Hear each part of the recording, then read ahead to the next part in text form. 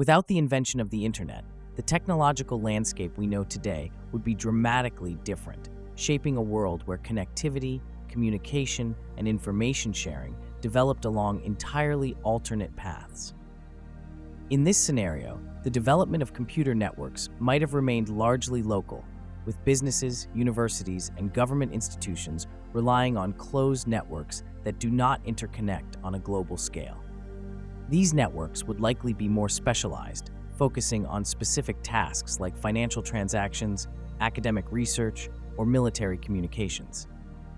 The global flow of information would be much slower, relying heavily on traditional forms of communication like postal services, telephones, and fax machines, which would have become even more sophisticated and widely adopted as the demand for faster information exchange grew.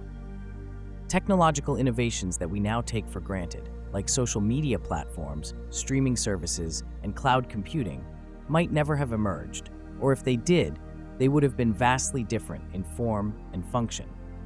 The idea of social networking could have taken place on more localized, perhaps intranet-based systems, where people interact within confined networks tied to their workplaces, schools, or specific social groups. Entertainment would have evolved differently, with television and radio continuing to dominate as the primary sources of media consumption.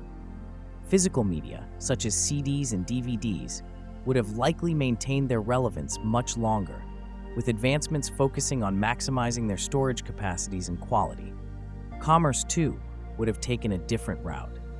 Without e-commerce as we know it, traditional brick-and-mortar stores would remain the primary shopping venues, and catalog shopping might have evolved into something more akin to modern e-commerce, with orders placed via telephone or mail and goods delivered by an enhanced postal system. The concept of digital currency might not have developed as it did, with physical money retaining its supremacy in the economy. Businesses might have invested more in point-of-sale systems, perhaps innovating ways to make them more efficient and interconnected within regions, but still not on a global scale. The absence of the internet would also have profound implications for education and knowledge dissemination. Libraries and physical institutions of learning would continue to be the primary sources of information, leading to greater reliance on textbooks and other print media. Research might be slower, with academic collaboration constrained by geographic boundaries, resulting in a more fragmented development of knowledge across the world. The pace of innovation in many fields could have been slower, as the global exchange of ideas and data would be hindered by the lack of a unifying digital infrastructure. In terms of personal technology, the absence of the internet would have influenced the development and design of personal computers, mobile phones, and other devices. These technologies might have evolved more as standalone tools, with fewer features related to connectivity and more emphasis on offline capabilities. The mobile phone, for instance, might have remained a simple communication device without the integration of internet-based features like email, browsing, and social media. Personal computers might have focused more on software development for productivity, entertainment, and data management, with localized networking being the primary way of sharing data.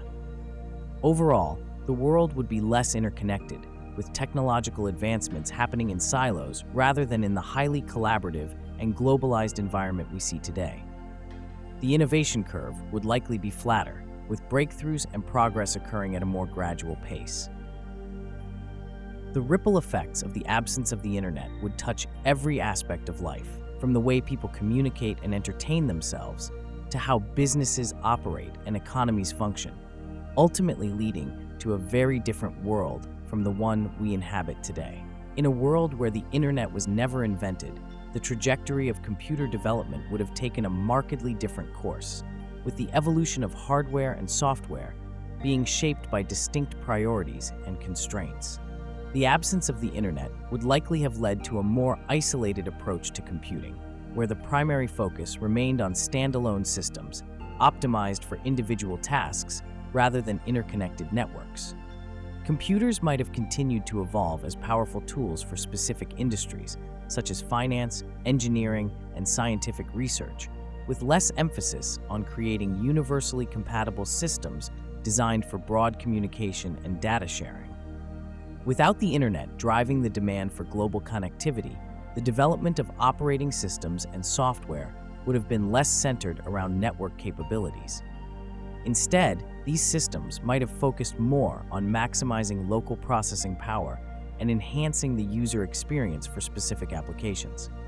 For example, operating systems could have become highly specialized, tailored to the needs of different sectors, with distinct versions optimized for tasks like graphic design, data analysis, or gaming. The competition between software developers would be intense, but without the internet to create a common platform for distribution and updates, software might have been distributed more through physical media like CDs, or even more advanced forms of digital storage, with each new release representing a significant investment in physical production and distribution. The absence of the internet would also have meant that early computers would likely be seen more as tools for professionals rather than devices for the average consumer. The personal computer revolution might have been delayed or taken a different form, with home computing being less about communication and more about productivity, entertainment, and localized data management.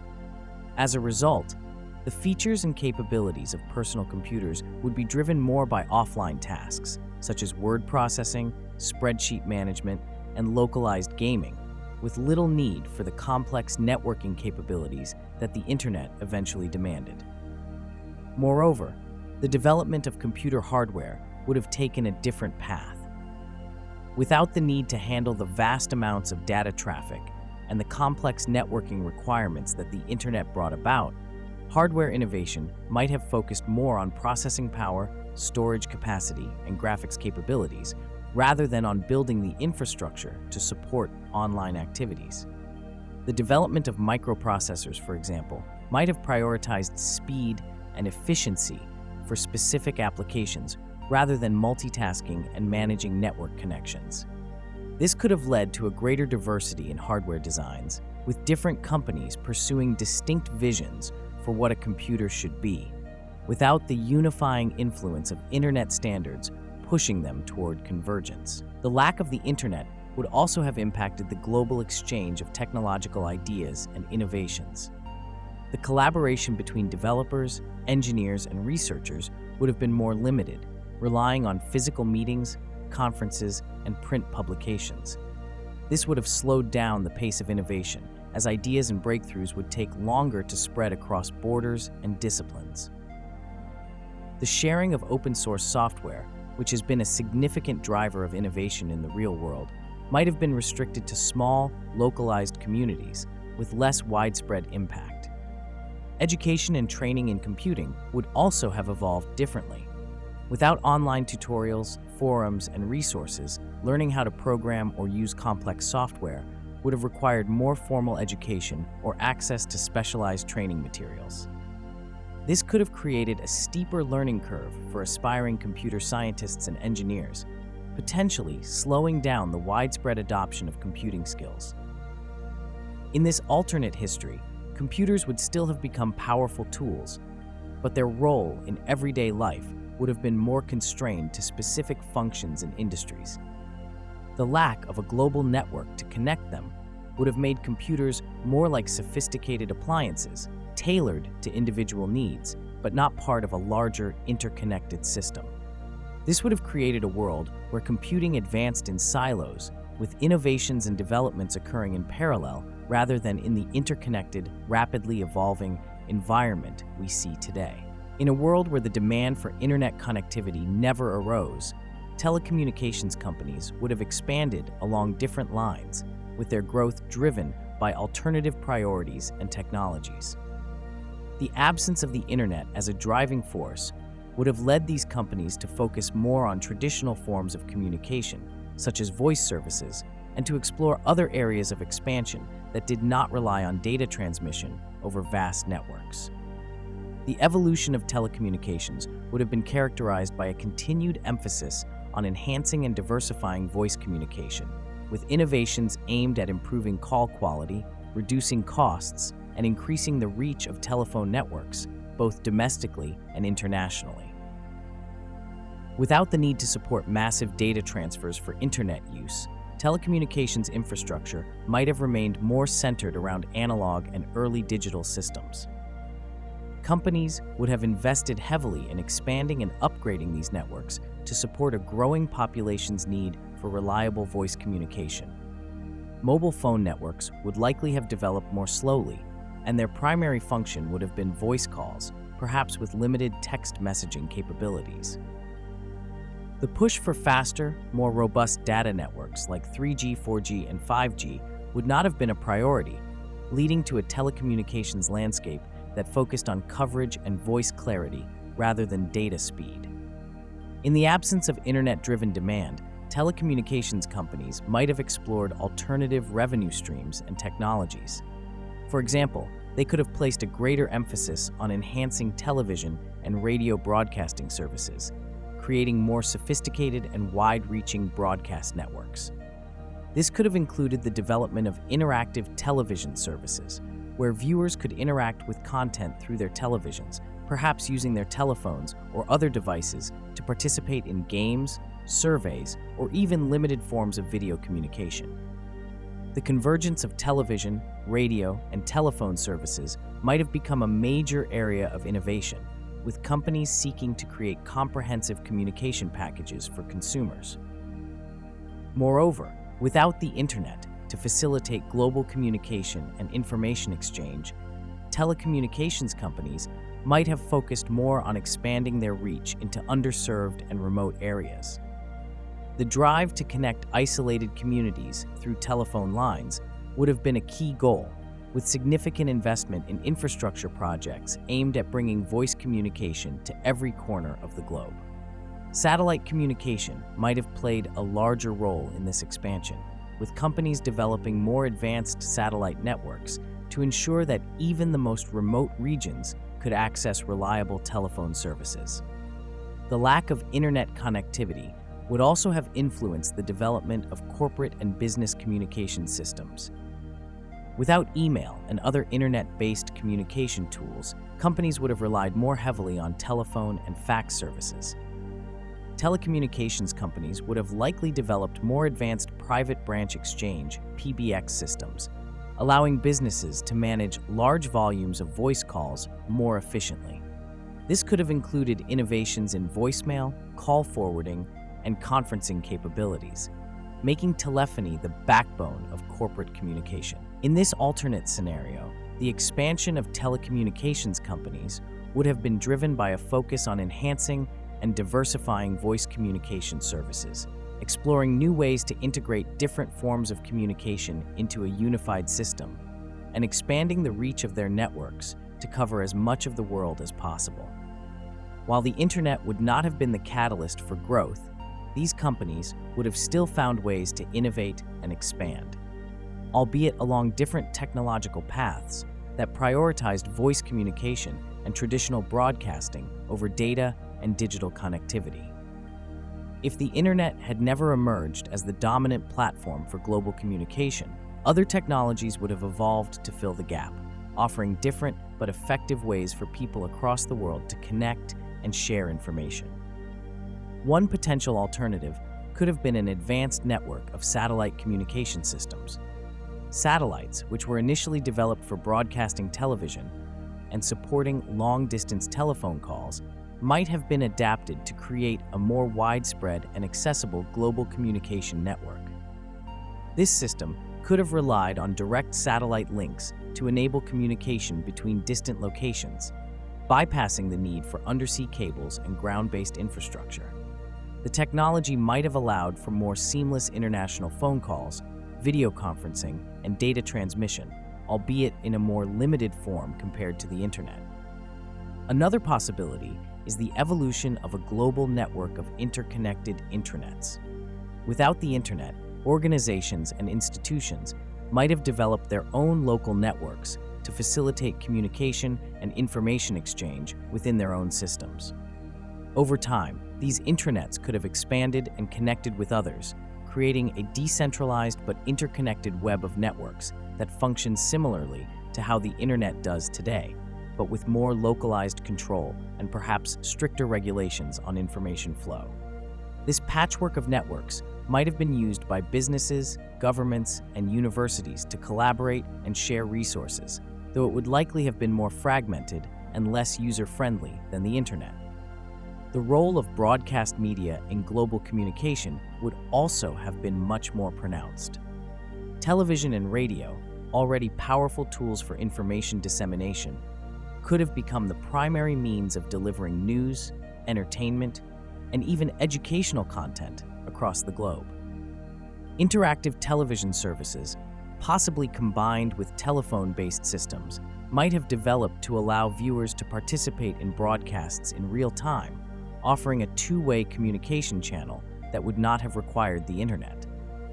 This could have led to a more media-centric approach to global communication, where large broadcasting networks held significant influence over the information people received and how they interacted with it. In addition to these technological solutions, the development of dedicated communication technologies for specific purposes might have been accelerated. For example, secure and efficient long-distance radio communication could have been refined to serve not only military and emergency services, but also businesses and individuals needing reliable communication across vast distances. This might have included advanced forms of shortwave radio, capable of reaching remote areas where other forms of communication were impractical. Moreover, postal services could have evolved in ways that leveraged new technologies to enhance speed and reliability. The concept of hybrid mail, where electronic messages are converted to physical mail and delivered to remote locations, might have become a common practice. This system could have bridged the gap between electronic communication and traditional mail, providing a method for sending documents, messages, and even digital content to areas without advanced communication infrastructure. In this alternate history, the absence of the internet would not have prevented global communication, but it would have shaped a world where communication was more compartmentalized, with various technologies serving different functions and regions. The evolution of these alternatives would have led to a diverse array of systems, each tailored to specific needs and capabilities, resulting in a world where global communication was possible, but far less centralized and seamless than it is today. In the early 1990s, the landscape for businesses that had been anticipating the growth of the internet would have been drastically altered if the internet had not emerged as it did. Companies that had invested heavily in what they believed would be the next big thing, online services, digital marketplaces, and global communication platforms, would have found themselves navigating a very different environment. The absence of the internet would have forced these businesses to pivot quickly, finding alternative ways to leverage their investments in technology and communication. Software companies that had begun developing early web browsers and internet-based applications would likely have shifted their focus toward more localized networking solutions. These firms might have turned their attention to enhancing internal corporate networks, developing more sophisticated intranets that could support the needs of large organizations. The focus would have been on creating software that optimized internal communication, data management, and business operations without relying on a global network. This would have led to a boom in business software designed for specific industries, each with its own tailored solutions for managing data and resources. Retailers that had started exploring the idea of e-commerce would have had to revert to or expand their existing catalog and phone order operations. Instead of building online stores, they would have invested in more advanced systems for processing orders via telephone and mail. These systems might have included early forms of automated voice recognition or interactive phone menus that could handle large volumes of transactions. The logistics and supply chain innovations necessary to support a growing demand for mail order services would have been a primary focus, with companies striving to make order fulfillment as efficient as possible without the internet's help. Financial institutions that were preparing to offer online banking services would have found themselves doubling down on traditional methods of service delivery. Instead of digital banking, there would have been a stronger emphasis on telephone banking, with banks developing secure, automated systems for managing accounts and transactions over the phone. Additionally, these institutions might have invested in improving ATM networks and enhancing physical branch services to meet the needs of a population still reliant on face-to-face interactions for their banking needs. Advertising and marketing firms, which had started to see the potential of the internet as a new frontier for reaching consumers, would have redirected their efforts toward traditional media channels. Television, radio, and print advertising would have continued to dominate, with marketers looking for innovative ways to capture the attention of audiences in a world without online ads. Direct mail campaigns, telemarketing, and even more creative use of outdoor advertising might have seen a resurgence as businesses sought to maintain their visibility in the absence of digital alternatives. For tech companies that had been at the forefront of developing internet infrastructure, such as those involved in building servers, routers, and networking equipment, the sudden halt in demand for internet-related technology would have led to a significant shift in strategy. These companies might have repurposed their technology for other uses, such as enhancing private networks, supporting telecommunications advancements, or even venturing into entirely different fields where their expertise in hardware could be applied. The early 1990s would have been a period of rapid adaptation and rethinking for businesses that had been counting on the internet to fuel their growth. While some might have struggled with the sudden shift, others would have found new opportunities in the challenges presented by a world without the internet. The pace of technological innovation would have continued, but it would have been directed toward different goals, resulting in a business environment that was more focused on localized solutions, traditional communication methods, and alternative ways of reaching consumers and managing operations. In a world without email or instant messaging, long-distance communication would have relied heavily on more traditional and perhaps now largely forgotten methods, reshaping the way people stayed in touch across great distances. The telephone would have remained the dominant tool for personal and business communication, with people relying on phone calls to convey messages that today would be sent in a quick text or email. Voice communication would have been paramount, with phone conversations often serving as the only way to maintain personal connections or conduct business from afar. The reliance on telephones might have led to more frequent and perhaps longer calls, as people sought to ensure that all necessary information was shared in a single conversation, knowing that follow-up messages couldn't be sent instantaneously. For written communication, the Postal Service would have continued to play a crucial role. Letters, postcards, and packages would have been the primary means of sending written messages and documents over long distances. This would have meant that the pace of communication was much slower, with the time it took for a letter to be delivered being a significant factor in how quickly information was exchanged. Personal letters would have been more thoughtfully composed, often longer and more detailed, as people tried to cover all bases in their correspondence. The anticipation of receiving a letter would have been a common experience, with people waiting days or even weeks for news from loved ones or colleagues. Fax machines, which had already started to become popular in the 1980s, would have seen even greater use as a quicker alternative to traditional mail. Businesses and individuals would have relied on faxes to send important documents that needed to be delivered faster than the Postal Service could manage. This technology would have been essential for transmitting signed contracts, legal documents, or any other paperwork that required a signature or immediate attention. The sound of a fax machine ringing would have been a familiar one in offices and homes, signaling the arrival of a message that needed prompt attention.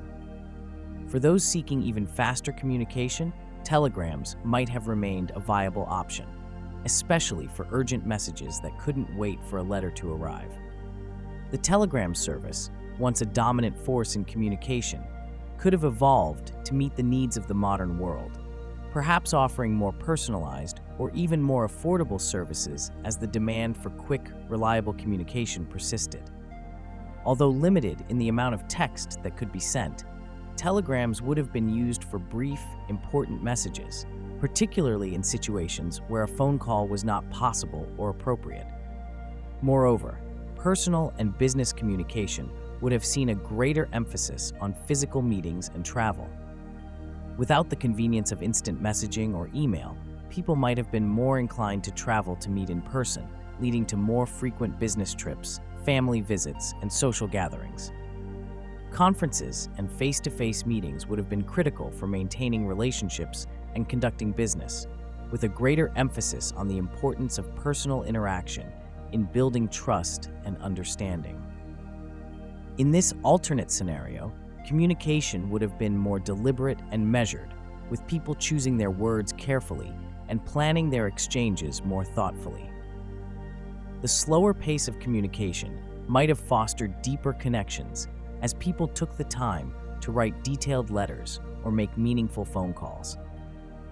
While the speed and convenience of modern communication tools would be absent, the methods that did exist would have encouraged a different kind of interaction, one that was perhaps more personal and considered, reflecting the value placed on staying connected despite the challenges of distance.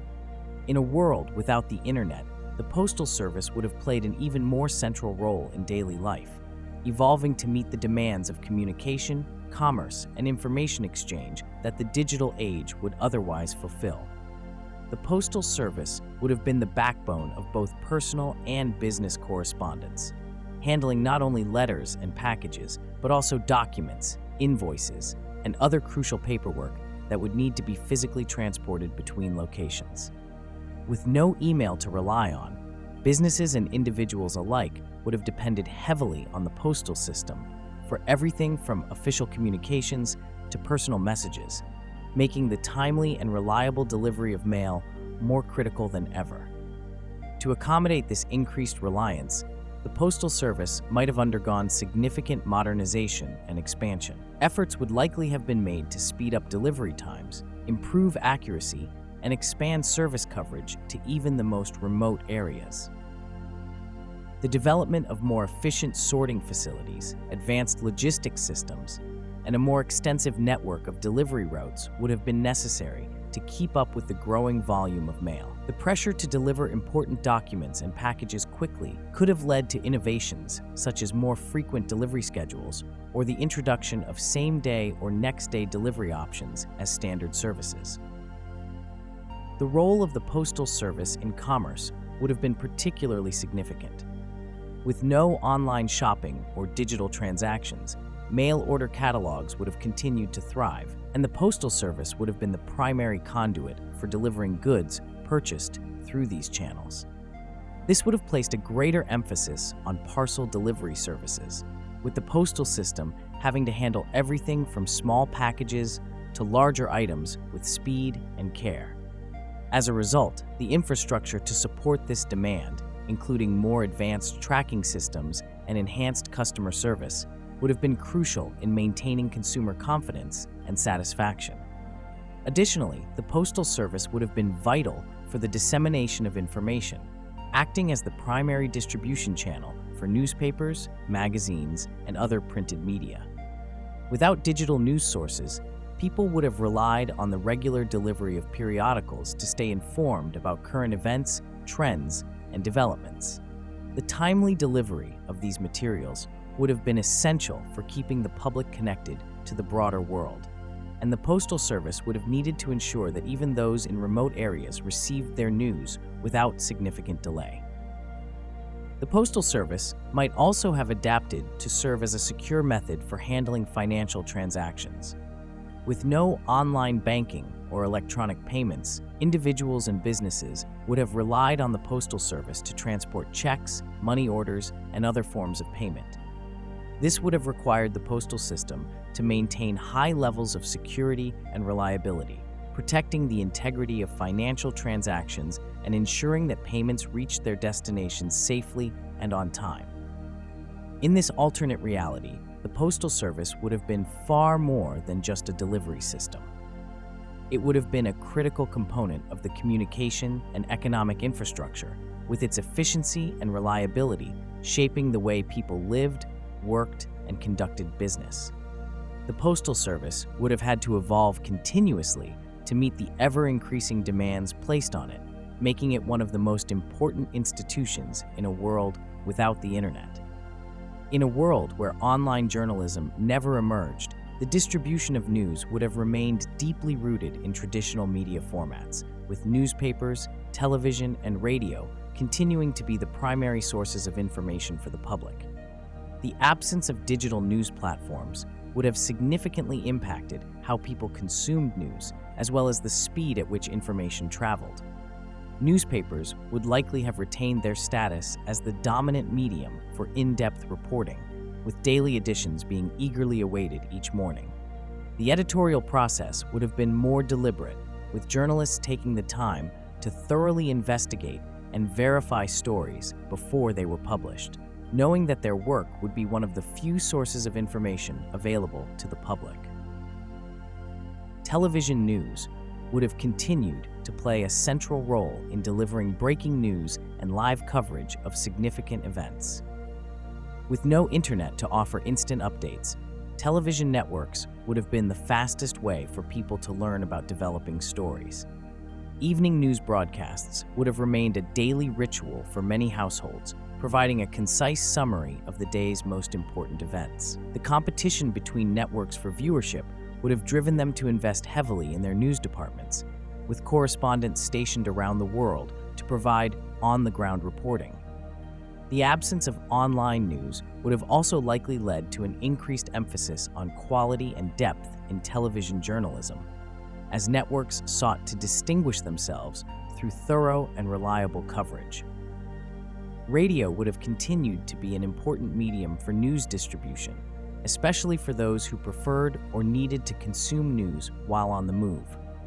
News radio stations would have thrived, offering round-the-clock coverage and analysis of events. The immediacy of radio, combined with its accessibility, would have made it a crucial source of information, particularly during emergencies or in areas where television and newspapers were less accessible. The absence of online journalism might have also led to more local and regional radio stations dedicating significant airtime to news, serving as vital sources of information tailored to specific communities. The distribution of news would have been slower and more structured, with information flowing through established channels rather than the rapid, often chaotic spread seen online. Newsstands would have remained bustling hubs of activity, with people picking up newspapers and magazines to stay informed. The print media industry would have continued to flourish, with a wide variety of publications catering to different interests and viewpoints. The lack of online journalism would have preserved the importance of physical distribution networks, making the timely delivery of newspapers and magazines a critical aspect of the news business. Moreover, the absence of online journalism would have preserved the gatekeeping role of editors and publishers, who would have continued to decide what information was deemed newsworthy. This would have maintained a certain level of curation and quality control, but it would also have limited the diversity of voices and perspectives that could reach a broad audience. Alternative viewpoints and niche interests might have struggled to find a platform, with fewer opportunities for independent journalists and smaller publications to reach readers. Without the competition and complement of internet streaming, television and radio would have evolved along more traditional lines, focusing on enhancing their core offerings to retain and grow their audiences. Television networks would have continued to dominate as the primary source of visual entertainment, news, and cultural programming. The absence of streaming services would have meant that viewers were still tied to fixed broadcast schedules, making primetime slots highly competitive and valuable. Networks would likely have invested heavily in producing high-quality, must-watch content, knowing that they needed to capture audiences during these key viewing hours. This would have driven the production of blockbuster series, major live events, and exclusive premieres, with networks vying for the rights to air popular shows and sporting events that could draw in large audiences. Television might have also seen the development of more sophisticated methods of content distribution and viewer engagement. Pay-per-view and subscription-based cable channels would have likely expanded their offerings, providing viewers with access to premium content that was not available on standard broadcast television. Networks might have experimented with interactive features through cable or satellite technology, allowing viewers to influence programming choices, participate in live polls, or access additional content related to what they were watching, all within the confines of the television ecosystem. The lack of internet streaming would have also meant that television remained a communal activity, with families and friends gathering around the TV to watch programs together. The cultural impact of television would have been even more pronounced, as shared viewing experiences would have continued to shape public conversations and social trends. Television ratings would have remained a crucial measure of success, with networks constantly seeking to attract and retain viewers through compelling content and strategic programming. Radio, too, would have continued to evolve in a world without internet streaming. The medium would have maintained its importance, particularly for those who relied on it during commutes, at work, or in places where television was less accessible. Radio stations would have focused on building strong, loyal audiences by offering a mix of music, talk shows, news, and sports. Without the competition from podcasts and streaming music services, radio would have retained its role as a primary source of entertainment and information for many people. The absence of streaming services might have led radio to innovate within its own medium. Stations could have introduced more interactive programming, encouraging listener participation through call-ins, contests, and live events. Radio DJs and personalities would have continued to play a significant role in shaping musical tastes and cultural conversations, with their influence being undiluted by online platforms. Additionally, radio networks might have developed more regional and specialized programming to cater to specific audiences, knowing that listeners did not have the vast array of streaming options that we see today. Overall, television and radio would have doubled down on their traditional strengths, investing in content and technological advancements that kept viewers and listeners engaged in a media landscape that was still defined by fixed schedules and appointment viewing. The absence of internet streaming would have preserved the centrality of these mediums in daily life, with television and radio continuing to be the dominant forces in entertainment, news, and cultural discourse. In a world where the internet never emerged, traditional media like newspapers and magazines would have likely maintained a stronghold over the flow of information, continuing to be the dominant sources of news, analysis, and entertainment.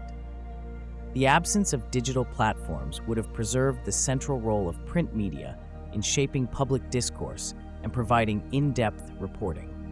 Newspapers would have continued to be the primary way people stayed informed about local, national, and global events, with the morning paper being an essential part of daily routines. Without the competition from online news outlets, newspapers would have thrived, with robust circulation numbers and a strong advertising base supporting their operations. Magazines, too, would have retained their influence, offering specialized content that catered to specific interests from fashion and lifestyle to politics and science. The tactile experience of flipping through a glossy magazine would have remained a cherished activity, with readers eagerly awaiting each new issue. In a world without the internet, the diversity of magazines would have likely expanded, with niche publications flourishing alongside mainstream titles. The depth and quality of magazine journalism would have continued to attract readers looking for thoughtful analysis and long-form storytelling. To keep up with changing times and the growing demand for timely information, both newspapers and magazines would have likely invested in enhancing their production processes, aiming to shorten the time between breaking news and publication.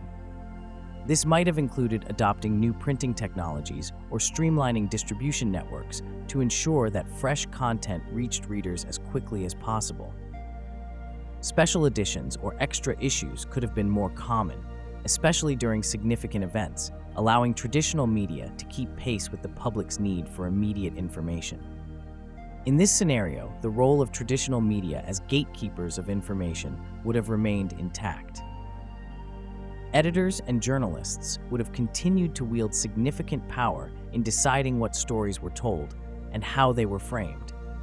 The authority and credibility associated with established newspapers and magazines would have been even more pronounced, as these publications would have had fewer competitors challenging their narratives. This would have reinforced the trust that readers placed in their chosen media outlets, making these sources central to shaping public opinion and cultural trends. Moreover, without the internet's vast and varied array of content, the advertising industry would have remained heavily reliant on print media. Newspapers and magazines would have continued to attract major advertisers, with full-page ads and special inserts being valuable tools for reaching wide audiences. The relationship between advertisers and print media would have been mutually beneficial, with both industries thriving in a world where digital disruption never occurred. However, the dominance of traditional media would have also meant that access to diverse perspectives might have been more limited. Without the democratizing influence of the internet, which allows for a broader range of voices and viewpoints, the media landscape would have been shaped largely by the agendas and priorities of established publications. Independent and alternative media outlets would have found it challenging to gain a foothold, relying on small-scale print runs and local distribution, rather than the global reach that the internet would later provide.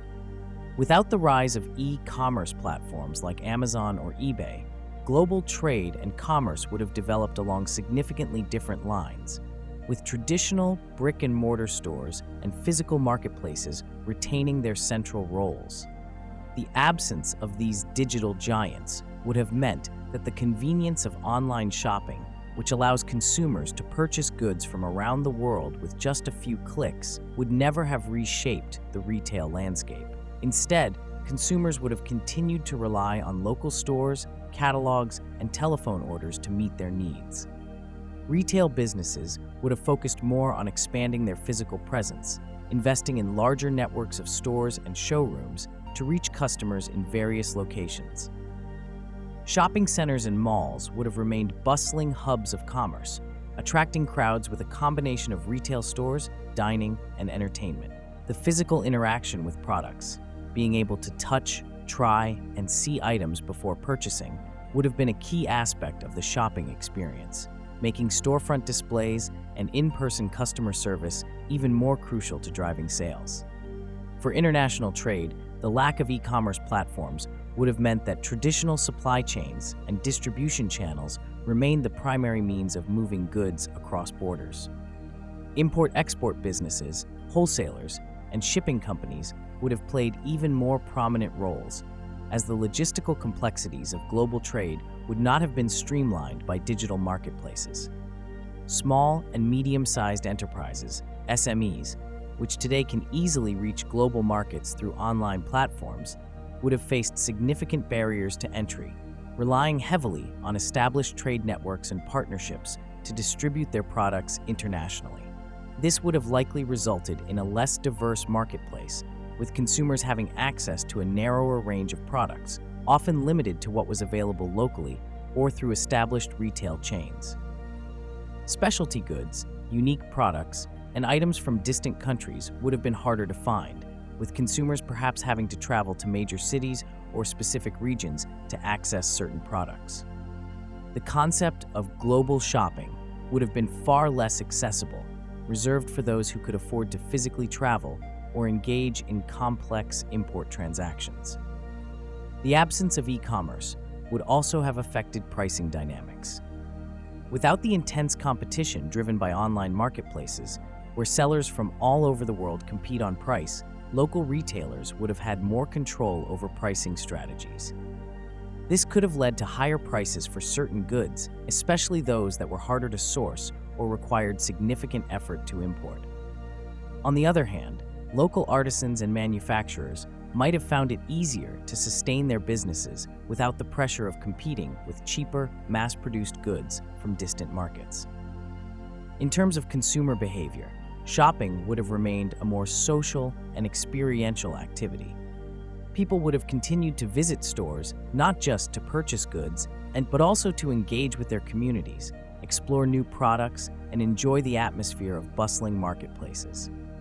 Retailers would have focused on creating engaging in-store experiences, with personalized service, demonstrations, and special events being key to attracting and retaining customers. For businesses, the absence of e-commerce would have necessitated a greater emphasis on traditional marketing and advertising methods. Print ads, television commercials, and billboards would have remained the primary ways to reach consumers, with companies investing heavily in brand loyalty and recognition to stand out in a crowded market. Direct mail campaigns, catalogs, and telephone sales would have continued to be important tools for reaching customers, especially for those offering niche products or operating in specialized markets.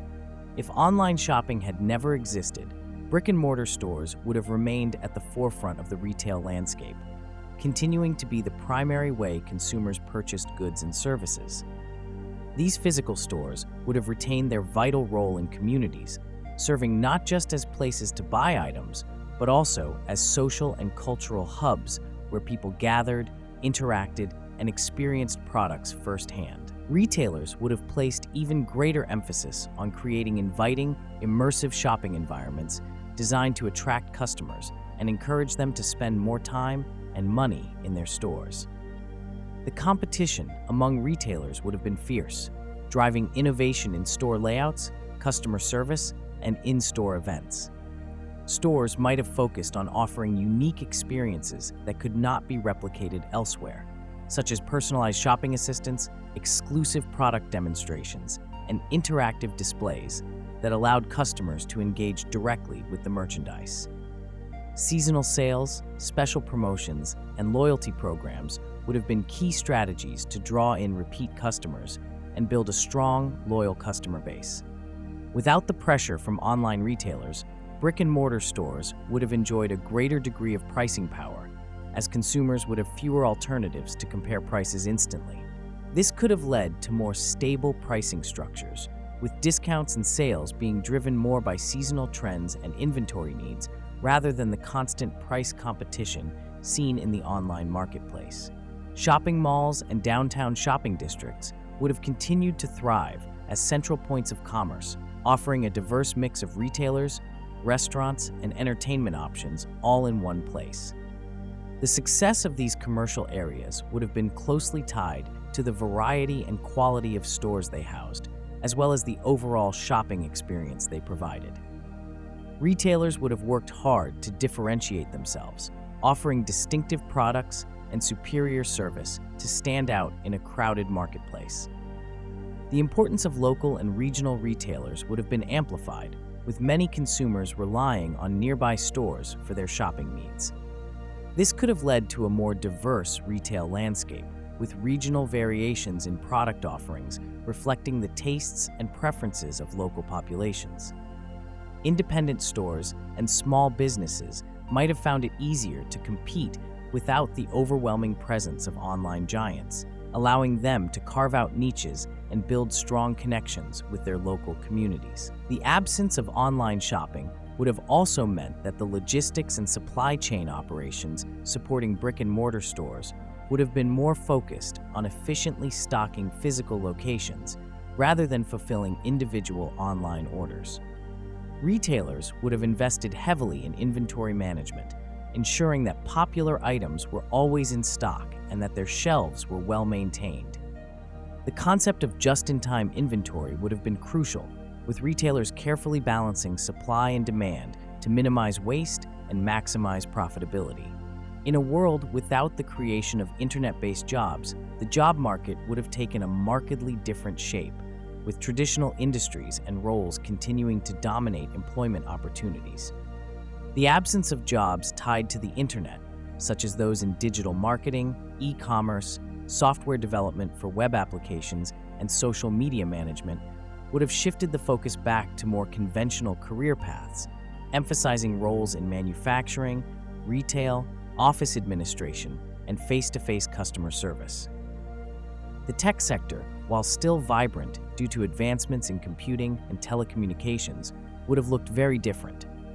Instead of the booming demand for web developers, data scientists, and cybersecurity experts, companies would have concentrated on hardware development, telecommunications infrastructure, and localized software solutions. Engineers and IT professionals might have focused more on creating and maintaining intranets, developing standalone software for specific business needs, or working on automation within traditional industries. The pace of technological innovation would have been directed toward improving physical products and services rather than creating the virtual ecosystems that define much of today's economy. Retail and service industries would have remained significant employers, with a greater emphasis on roles that required direct interaction with customers. The need for sales associates, cashiers, stock clerks, and customer service representatives would have persisted, possibly with even more demand as brick-and-mortar stores continued to dominate the retail landscape. Jobs in hospitality, tourism, and entertainment would have been more prominent, as people relied on physical experiences rather than digital alternatives for shopping, socializing, and entertainment. The marketing and advertising fields would have maintained their focus on traditional media channels like print, television, and radio. Without digital marketing, professionals in these industries would have honed their skills in creating compelling campaigns for these mediums, relying on creativity and strategic planning to capture the attention of consumers. Direct mail campaigns, billboards, and event marketing would have been essential tools for reaching audiences, with companies investing heavily in brand building through these established channels. Administrative and clerical roles would have remained vital, supporting businesses that relied on paper-based documentation and face-to-face meetings. The importance of office managers, secretaries, and administrative assistants would have been heightened as companies needed skilled personnel to manage their day-to-day operations, organize schedules, and ensure smooth communication within and between departments. Education and training would have focused on equipping people with skills relevant to these traditional sectors. Vocational training, apprenticeships, and technical schools would have played a crucial role in preparing the workforce for careers in manufacturing, construction, healthcare, and other hands-on professions. Higher education might have placed more emphasis on practical skills and industry-specific knowledge, producing graduates ready to enter established fields rather than the digital startups that have become commonplace in our world. Freelancing and gig work would have taken on different forms. Without platforms like Fiverr, Upwork, or remote working opportunities tied to internet companies, freelancers might have focused on in-person services, such as consulting, local contract work, or providing specialized skills to businesses in their region. This would have created a more localized gig economy, where personal networks and reputation played a critical role in securing work. In a world where digital advertising never came to dominate the business landscape, alternative business models would have emerged, relying on more traditional methods of reaching consumers, while also innovating new strategies suited to a world without online ads. Companies would have continued to invest heavily in print, television, and radio advertising, leveraging these mediums to maintain visibility and connect with their target audiences. The emphasis would have been on creating memorable, high-impact campaigns that could capture attention in the limited space available, with brands competing fiercely for prime spots in newspapers, magazines, and on popular TV shows. One significant alternative to digital advertising might have been a resurgence in direct mail marketing. Businesses would have continued to use targeted mail campaigns to reach potential customers, offering personalized promotions, catalogs, and special offers directly to their doorsteps. This approach would have required a deep understanding of customer demographics and purchasing habits, with companies relying on detailed data gathered through traditional means like surveys, loyalty programs, and in-store interactions. Sponsorships and product placements would have played a more prominent role as brands sought to integrate themselves into the content that people were already consuming. Television shows, movies, and even radio programs would have been prime real estate for subtle, yet effective, brand messaging.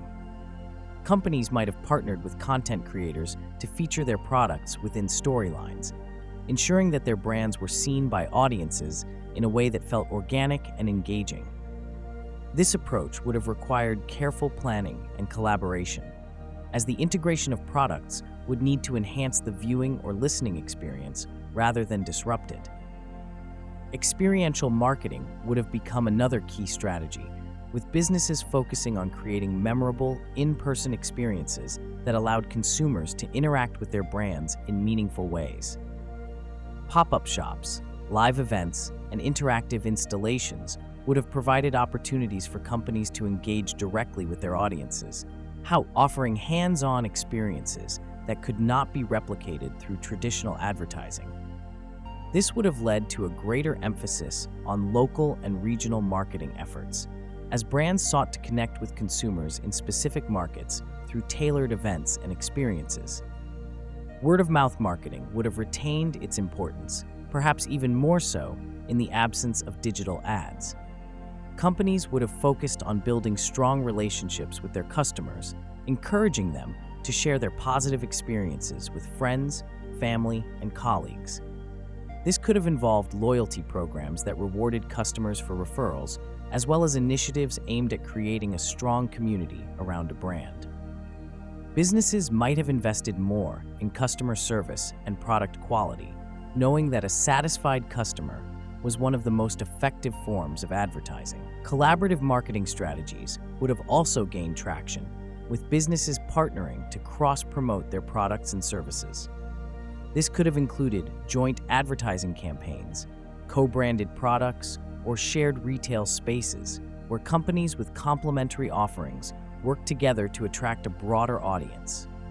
These partnerships would have allowed businesses to reach new customers while sharing the costs and benefits of their marketing effort. In a world without social media, marketing strategies would have evolved in different directions, focusing more on traditional and face-to-face methods of reaching consumers. Brands would have had to rely on older yet still effective channels like television, radio, print, and direct mail to spread their messages. The absence of social media would mean that the immediacy and viral nature of digital word-of-mouth would be absent, pushing companies to invest more in creating long-lasting impressions through these established mediums. Television and print ads would likely have remained the cornerstone of any major marketing campaign. The emphasis would have been on crafting compelling stories and visuals that could capture the audience's attention in a brief moment. With fewer opportunities to engage directly with consumers on a daily basis, these campaigns would have aimed to be memorable, making a strong impact through repetition and creative storytelling. Brand loyalty programs would have taken on even greater importance as companies sought to build and maintain strong relationships with their customers over time. These programs might have involved exclusive rewards, special offers, and personalized service, all designed to keep customers coming back and to foster a sense of community around the brand. Without the ability to quickly engage with large audiences online, businesses would have focused on deepening their connections with existing customers, recognizing that a loyal customer could be more valuable than a new one. Events and experiential marketing would have played a central role in how brands interacted with their audiences. Companies would have hosted or sponsored more in-person events, creating opportunities for consumers to experience their products firsthand. These events could range from large-scale public gatherings to intimate, invitation-only experiences, all aimed at giving consumers a tangible connection to the brand.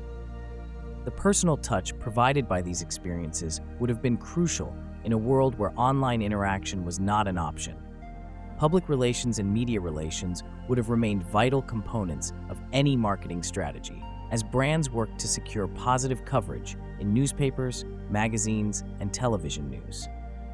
Companies would have had to build strong relationships with journalists and editors, understanding that favorable media coverage could greatly influence public perception.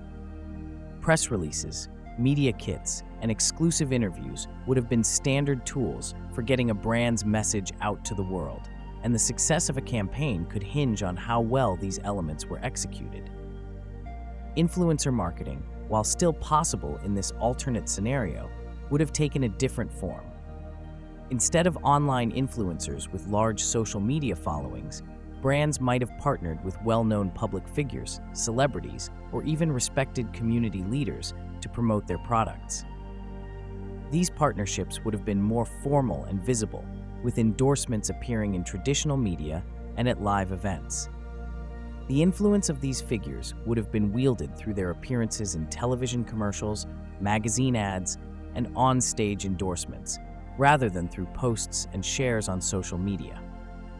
Direct mail and telemarketing would have been more refined and targeted, with businesses using these methods to reach specific segments of their audience.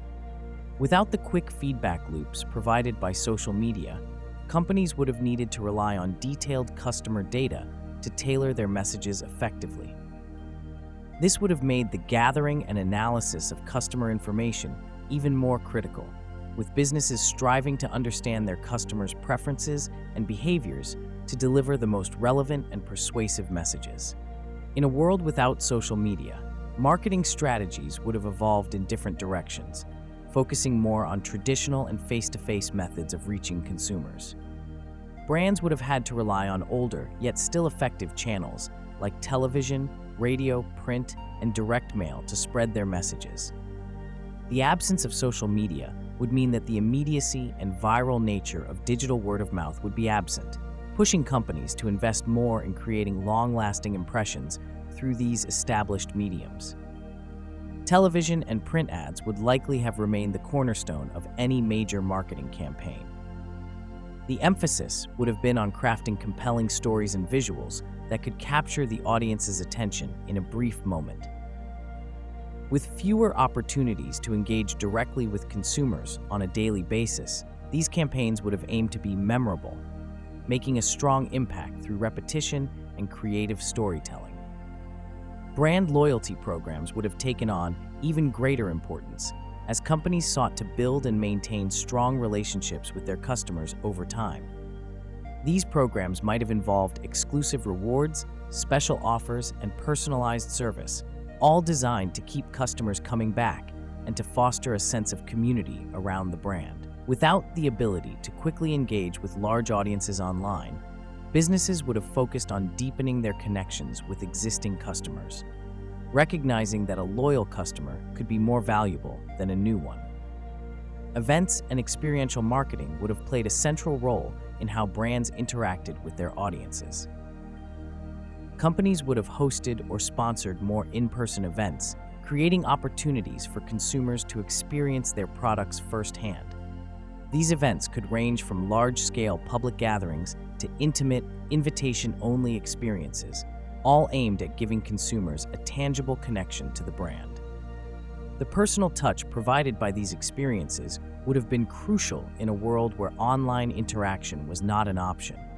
Public relations and media relations would have remained vital components of any marketing strategy, as brands worked to secure positive coverage in newspapers, magazines, and television news. Companies would have had to build strong relationships with journalists and editors, understanding that favorable media coverage could greatly influence public perception.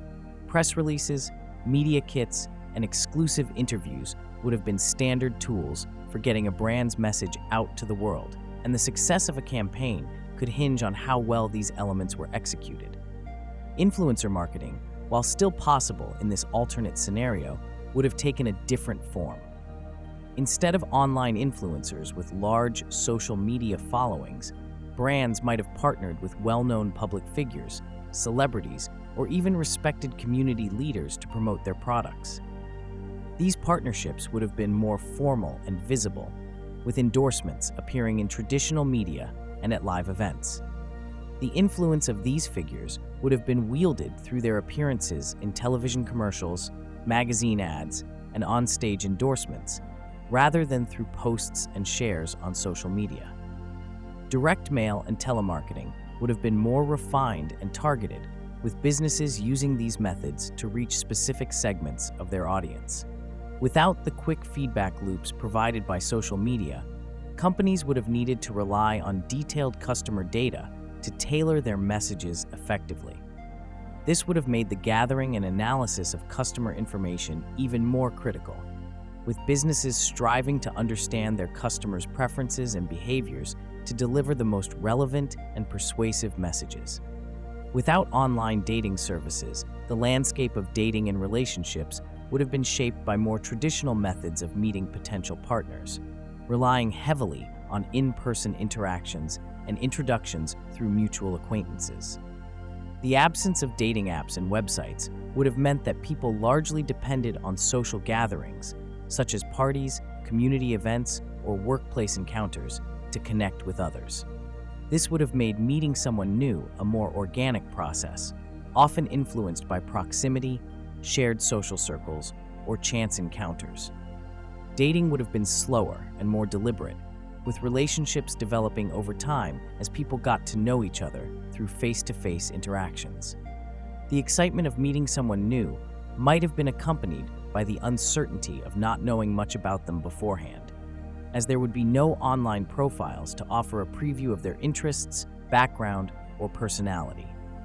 This could have made first impressions and initial conversations even more significant, with individuals placing greater emphasis on communication skills, personal presentation, and the nuances of body language. Matchmaking through friends, family, or even professional matchmakers would have remained a popular way to meet potential partners. People might have been more likely to trust the judgment of those who knew them well, relying on introductions to individuals who shared similar values, interests, or social status. This approach could have led to a stronger focus on compatibility and long-term potential, as those arranging the matches would often consider these factors carefully. Singles events, speed dating, and social clubs would have been more prominent in the dating scene, providing structured environments where people could meet and interact with others who were also looking for relationships. These events would have offered opportunities to connect with multiple potential partners in a short period, making the dating process more efficient, while still maintaining the personal touch of in-person interaction. Romantic relationships might have been more closely tied to geography, with people primarily meeting others who lived or worked in close proximity. Long-distance relationships would have been more challenging to initiate and maintain, relying on letters, phone calls, and occasional visits rather than the instant communication made possible by online platforms. As a result, relationships could have been more localized, with couples forming bonds based on shared experiences within the same community or region. The absence of online dating would have also meant that people were less likely to approach dating with the same level of choice or expectation of instant connection that modern apps provide. The process of finding a partner might have required more patience and persistence, with individuals investing time and effort into building a connection with someone before deciding to pursue a relationship. This could have fostered deeper, more meaningful connections, as the emphasis would have been on getting to know a person gradually rather than making quick judgments based on a profile or initial messages. Without platforms like YouTube, global cultural exchange would have evolved through different, more traditional channels, resulting in a slower and more selective spread of cultural content across borders. The absence of a widely accessible video sharing platform would have meant that people around the world had fewer opportunities to directly experience the diverse array of cultural expressions, from music and dance to food and everyday life, that YouTube makes instantly available. Instead, cultural exchange would have relied more heavily on established media, such as television, film, and radio, as well as international travel and events. Television networks and film studios would have continued to play a significant role in the global dissemination of culture. International films, documentaries, and television programs would have been key vehicles for introducing audiences to different cultures, but the selection of content would have been curated by media companies, potentially limiting the breadth of what was shared. This could have resulted in a narrower view of other cultures, shaped by the choices of broadcasters and filmmakers who decided which aspects of a culture were most marketable or appealing to a global audience. Music, too, would have crossed borders primarily through radio, live performances, and physical media like CDs and vinyl records. While international tours and music festivals would have facilitated some degree of cultural exchange, the spread of niche or underground genres would have been more limited, constrained by the reach of traditional media channels. Emerging artists from non-Western countries might have struggled to gain international recognition without the ability to easily share their work with a global audience. Language barriers would have posed a greater challenge to cultural exchange, as the lack of platforms like YouTube would have reduced the exposure to foreign languages and dialects that people can casually encounter online. This could have slowed down the process of language learning and cultural understanding, making it more difficult for people to access and appreciate content from cultures that differed significantly from their own. International travel would have remained a key means of cultural exchange, with people gaining first-hand experience of other cultures through study abroad programs, tourism, and work opportunities. While these experiences are rich and impactful, they would have been accessible only to those with the resources to travel, leaving large segments of the global population without direct exposure to foreign cultures. Cultural festivals, conferences, and international exhibitions would have taken on greater importance as venues for cross-cultural interaction. These events would have served as gathering points for people from different backgrounds to share their traditions, art, and knowledge. However, the impact of these events would have been more localized, reaching only those who could attend in person or access related media coverage. Without the internet, the concept of influencers and digital celebrities would have taken a very different form, rooted more in traditional media and real-world interactions than in online platforms. In this alternate scenario, celebrities and influencers would have risen to prominence primarily through television, radio, print media, and in-person appearances, rather than through social media platforms like Instagram, YouTube, or TikTok. The pathways to fame would have been more structured and gate-kept, with a few select individuals achieving celebrity status through traditional channels. Television personalities, radio hosts, and magazine cover stars would have been the dominant figures shaping public opinion and trends. These individuals would have built their influence through consistent appearances on popular shows, radio programs, or in widely read publications. Their reach would have been significant, but their influence would be tied closely to the reach of the media outlets that featured them. This would have created a more centralized celebrity culture, where a relatively small number of influencers could dominate public attention due to their association with powerful media brands. In the absence of social media, the relationship between influencers and their audiences would have been less direct and interactive. Fan mail, autograph signings, and fan clubs would have been the primary ways for followers to connect with their favorite celebrities. These interactions would have been slower and less personal, creating a greater distance between influencers and their audiences. The influence these celebrities wielded would have been largely one way, with their opinions, styles, and endorsements disseminated through traditional media without the immediate feedback and engagement that the internet enables. Marketing and brand partnerships with influencers would have looked quite different as well. Brands would have sought out television hosts, film stars, and radio personalities to endorse their products, relying on the trust and authority these figures had built through their established careers. Product placements in movies, television shows, and print ads would have been key strategies for leveraging celebrity influence, with brands vying for the attention of the most popular media figures to reach their target audiences. The rise to fame would have been slower and more controlled, with aspiring influencers needing to navigate the traditional entertainment industry to gain recognition. Talent agents, publicists, and media executives would have played crucial roles in deciding who became a household name. This would have made the process of becoming an influencer more exclusive and challenging, with fewer opportunities for individuals outside the established media industry to break through. Local and regional celebrities might have had more prominence in this scenario, with influencers gaining fame within specific cities, regions, or countries through local television, radio, and print media. These regional influencers would have shaped trends and opinions within their own communities, but their influence would have been limited by geography and the reach of the media outlets that featured them. Without the internet, the concept of viral fame would not have existed in the same way.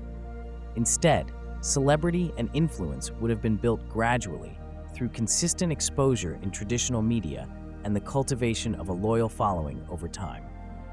The speed and unpredictability with which someone can become famous today would have been absent, replaced by a more stable and predictable process of celebrity making. Without online learning resources, education systems would have remained deeply anchored in traditional classroom settings, relying heavily on physical materials and face-to-face instruction. Schools and universities would have continued to emphasize in-person teaching as the primary method of education, with students gathering in classrooms to learn from teachers and professors. Textbooks, printed handouts, and library resources would have been the cornerstone of academic content, requiring students to engage with physical materials rather than digital ones. The absence of online learning tools would have meant that access to educational content outside of the classroom was more limited. Students would have depended on school libraries and public libraries to find the books, journals, and other resources needed for their studies. This could have made research more time-consuming and less convenient, as students would need to physically search through catalogs and shelves to find the information they needed. The process of gathering information would have been slower and more deliberate, with a stronger emphasis on developing deep research skills and critical thinking. Instructors would have continued to play a central role in delivering knowledge, with lectures, discussions, and hands-on activities forming the core of the educational experience. Teachers would have relied on blackboards, overhead projectors, and printed materials to convey lessons, with little opportunity for incorporating multimedia or interactive digital content into their teaching. This could have led to a more uniform and standardized approach to education, with less flexibility for tailoring lessons to different learning styles. Homework and assignments would have been completed using pen and paper, with students submitting their work in person rather than through digital platforms. Feedback from teachers would have been provided in written form, often with more delayed communication due to the lack of instant messaging or email. This might have encouraged students to be more self-reliant and organized, as they would have had to manage their work without the immediate support that online resources can provide. For students in remote or underserved areas, access to quality education would have been more challenging without the reach of online learning.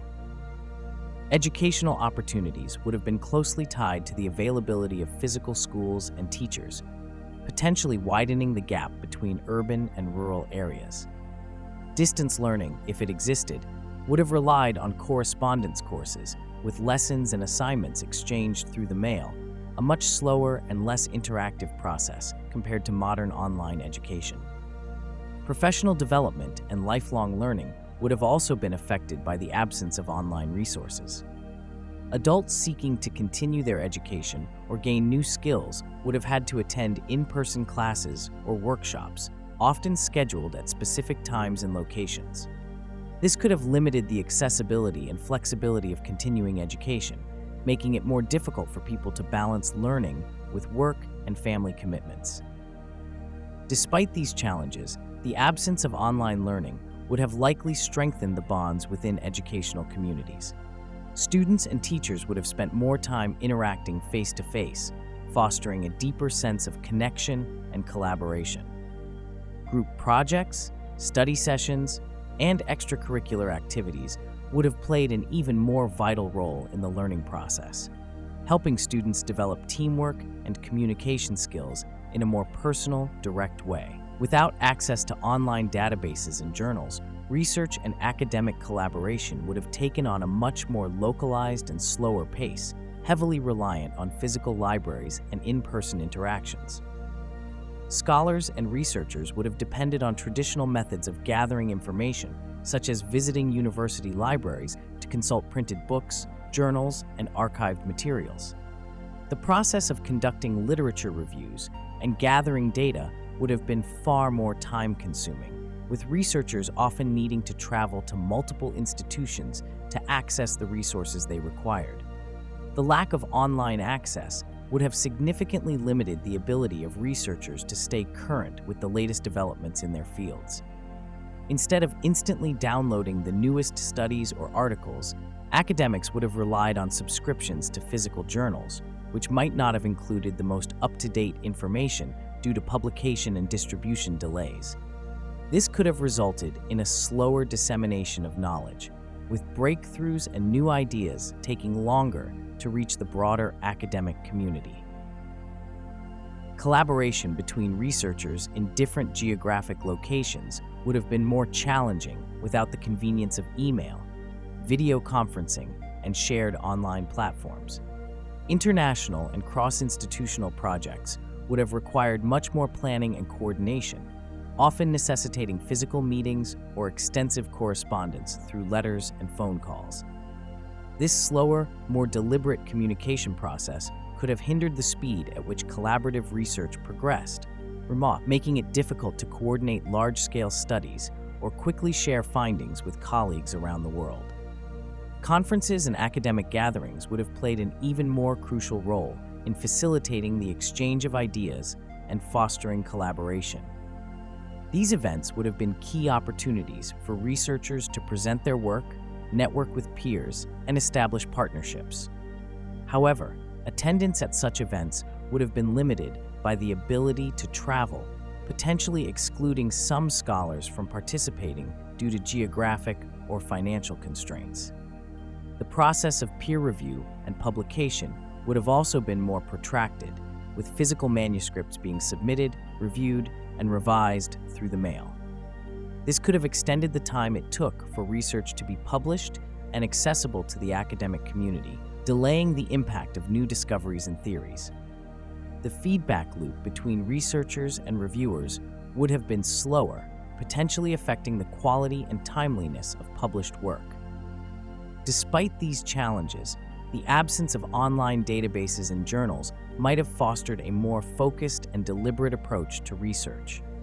Scholars would have had to be highly selective in choosing their sources, leading to a deeper engagement with the materials they did have access to. The reliance on physical resources could have encouraged more thorough and comprehensive studies, as researchers would have spent more time analyzing fewer sources in greater detail. Academic collaboration might have been more personal and relationship-driven, with partnerships forming through direct interaction at conferences, workshops, and other in-person events. The slower pace of communication could have led to more thoughtful and considered exchanges, with researchers taking the time to fully develop their ideas before sharing them with others.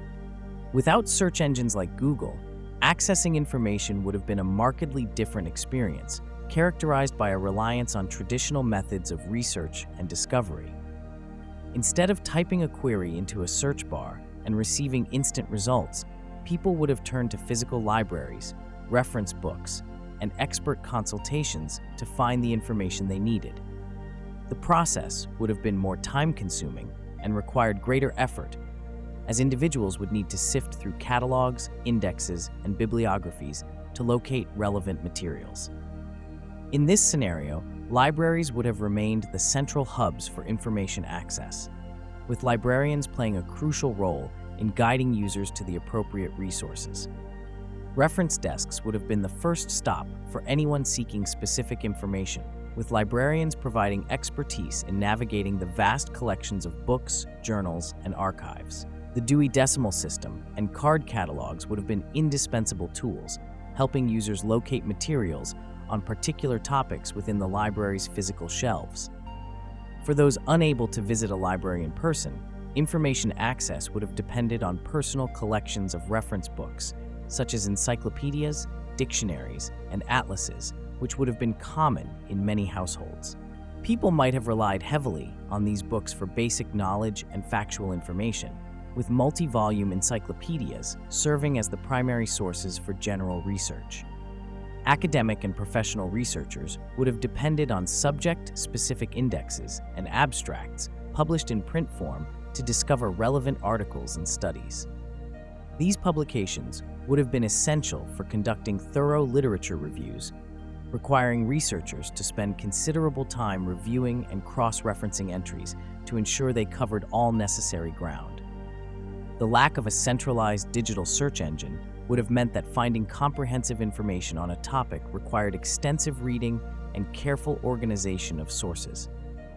Access to timely information, such as news and current events, would have relied on newspapers, magazines, radio, and television broadcasts. People would have followed regular news cycles to stay informed, with evening news programs and daily papers being the primary sources of updates. This slower flow of information might have encouraged a more reflective approach to news consumption, with people having time to digest and discuss events before the next update. For more specialized or obscure information, people would have turned to experts in the field, either by consulting professionals directly or through correspondence. Letters, phone calls, and in-person visits to specialists would have been necessary for obtaining detailed knowledge on specific subjects. This would have fostered a culture of mentorship and apprenticeship, where individuals seeking expertise were guided by those with established knowledge in the field.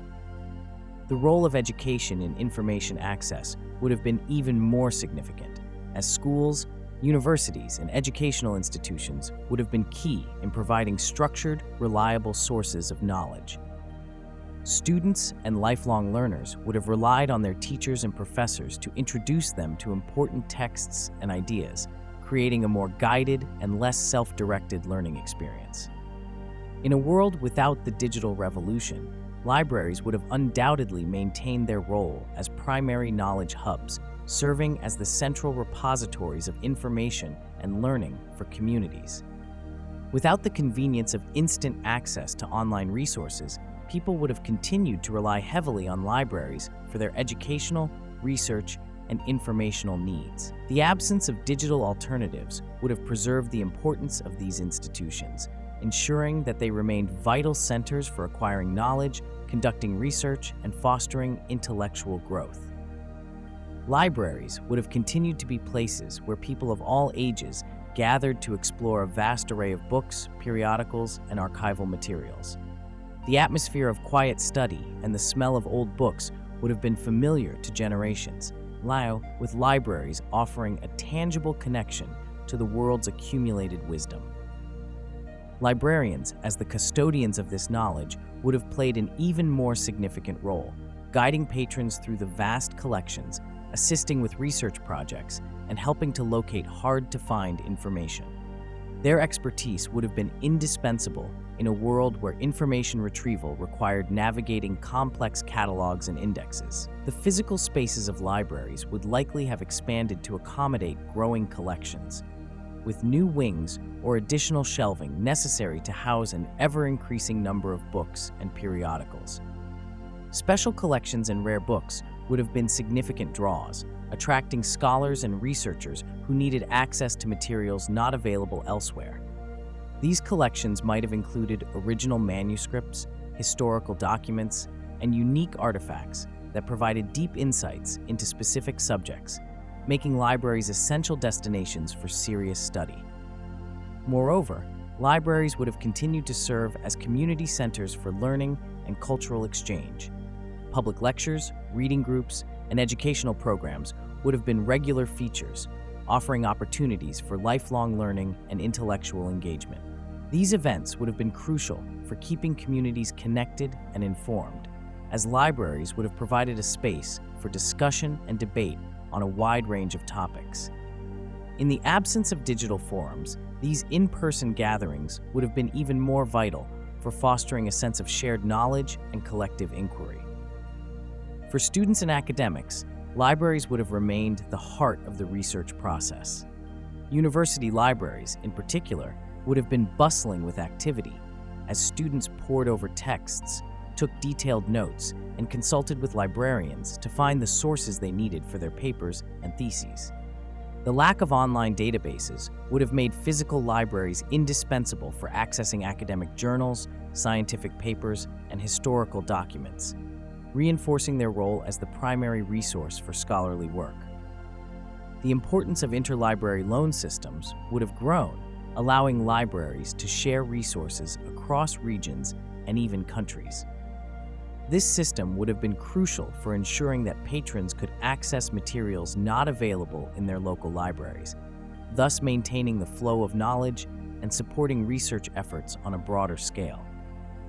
The collaboration between libraries would have strengthened their collective role as the guardians of knowledge, ensuring that even in a more analog world, people could access the information they needed. Without the proliferation of online courses, self-directed learning and skill development would have taken on a more traditional and resource-intensive form, relying heavily on physical materials, community resources, and in-person instruction. In this alternate scenario, individuals seeking to learn new skills or deepen their knowledge in specific areas would have turned to books, local classes, workshops, and apprenticeships as their primary means of education. The process of self-directed learning would have required a greater investment of time and effort, as learners would need to seek out physical resources such as textbooks, manuals, and instructional guides. Public and university libraries would have played a crucial role in providing access to these materials, with learners spending significant time researching, taking notes, and piecing together knowledge from various sources. The lack of immediate, structured online courses would have pushed individuals to be more self-reliant, developing strong research skills and a disciplined approach to studying. Local educational institutions, such as community centers, vocational schools, and colleges, would have been the go-to places for skill development. These institutions would have offered a variety of in-person courses and workshops, catering to different interests and levels of expertise. People would have attended evening classes after work, weekend workshops, or full-time courses, depending on their schedules and learning goals. The social aspect of learning would have been more pronounced, with students interacting with instructors and peers, participating in group activities, and receiving hands-on guidance. For those interested in specialized trades or crafts, apprenticeships and mentorships would have been invaluable. Without the convenience of online tutorials or courses, learning a trade would have meant working closely with an experienced practitioner, observing their techniques, and gradually mastering the skills through practice. This method of skill development would have fostered deep, practical knowledge and a strong sense of tradition, as skills were passed down directly from one generation to the next. Self-directed learners would have also relied on printed instructional materials, such as how-to books, encyclopedias, and magazine articles to guide their studies. The absence of digital content would have made these materials more valuable, with publishers likely producing more comprehensive and detailed guides to cater to the demand for self-education. These resources would have been essential for anyone looking to learn independently, whether they were picking up a new hobby, enhancing their professional skills, or pursuing personal interests. The role of professional associations and clubs would have been more prominent in this environment, offering opportunities for networking, skill development, and continuing education. These organizations would have hosted workshops, conferences, and seminars, providing members with access to the latest knowledge and industry trends. Without online platforms to connect learners, these in-person gatherings would have been crucial for sharing ideas, learning from experts, and staying up to date in one's field. The pace of learning and skill acquisition would have been slower and more deliberate without the rapid access to information that online courses provide. However, this slower pace might have led to a deeper, more sustained engagement with the material. Learners would have had to immerse themselves fully in their studies, with fewer distractions and a greater emphasis on understanding concepts thoroughly before moving on. Without the internet, the pace and nature of technological advancements in fields like AI and biotechnology would have been significantly altered, leading to a slower and more localized development process. The absence of a global network for instant communication and collaboration would have meant that researchers and engineers in these cutting-edge fields would have relied on traditional methods of knowledge exchange, such as conferences, academic journals, and in-person meetings. This would have inevitably slowed the dissemination of new ideas and the sharing of data, making it more difficult for breakthroughs to quickly influence and build upon one another across different regions and disciplines. In the realm of artificial intelligence, the development of sophisticated algorithms and machine learning models would have progressed at a more measured pace. Without the vast amounts of data that the internet provides, AI research would have been constrained by the limited data sets available locally or through more traditional means. This scarcity of data would have made it more challenging to train complex models, slowing the evolution of AI technologies. Additionally, collaboration between AI researchers across the globe would have been more difficult, with fewer opportunities for real-time data sharing and code development, resulting in a more fragmented and less cohesive advancement of AI technologies. Biotechnology, similarly, would have faced hurdles in the absence of the internet. The collaborative nature of biotech research, which often involves multidisciplinary teams spread across different institutions and countries, would have been hindered by the lack of digital communication tools. Sharing genetic data, experimental results, and new methodologies would have required physical exchange of materials or face-to-face interactions, greatly reducing the speed at which new discoveries could be verified and built upon. This would have made large-scale projects, such as genome mapping or global epidemiological studies, far more cumbersome and time-consuming.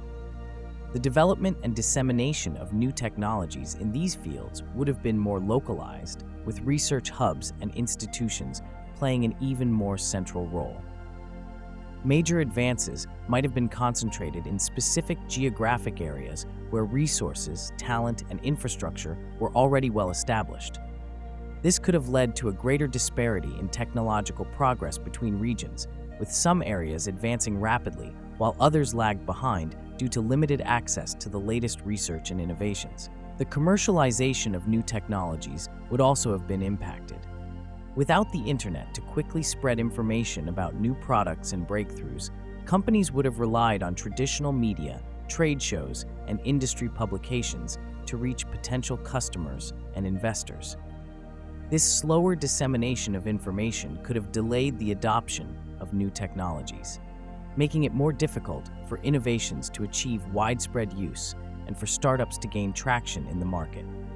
Moreover, the interdisciplinary nature of modern technological advancements, where AI is used to enhance biotech research or biotech tools are used to improve AI systems, would have been less prevalent.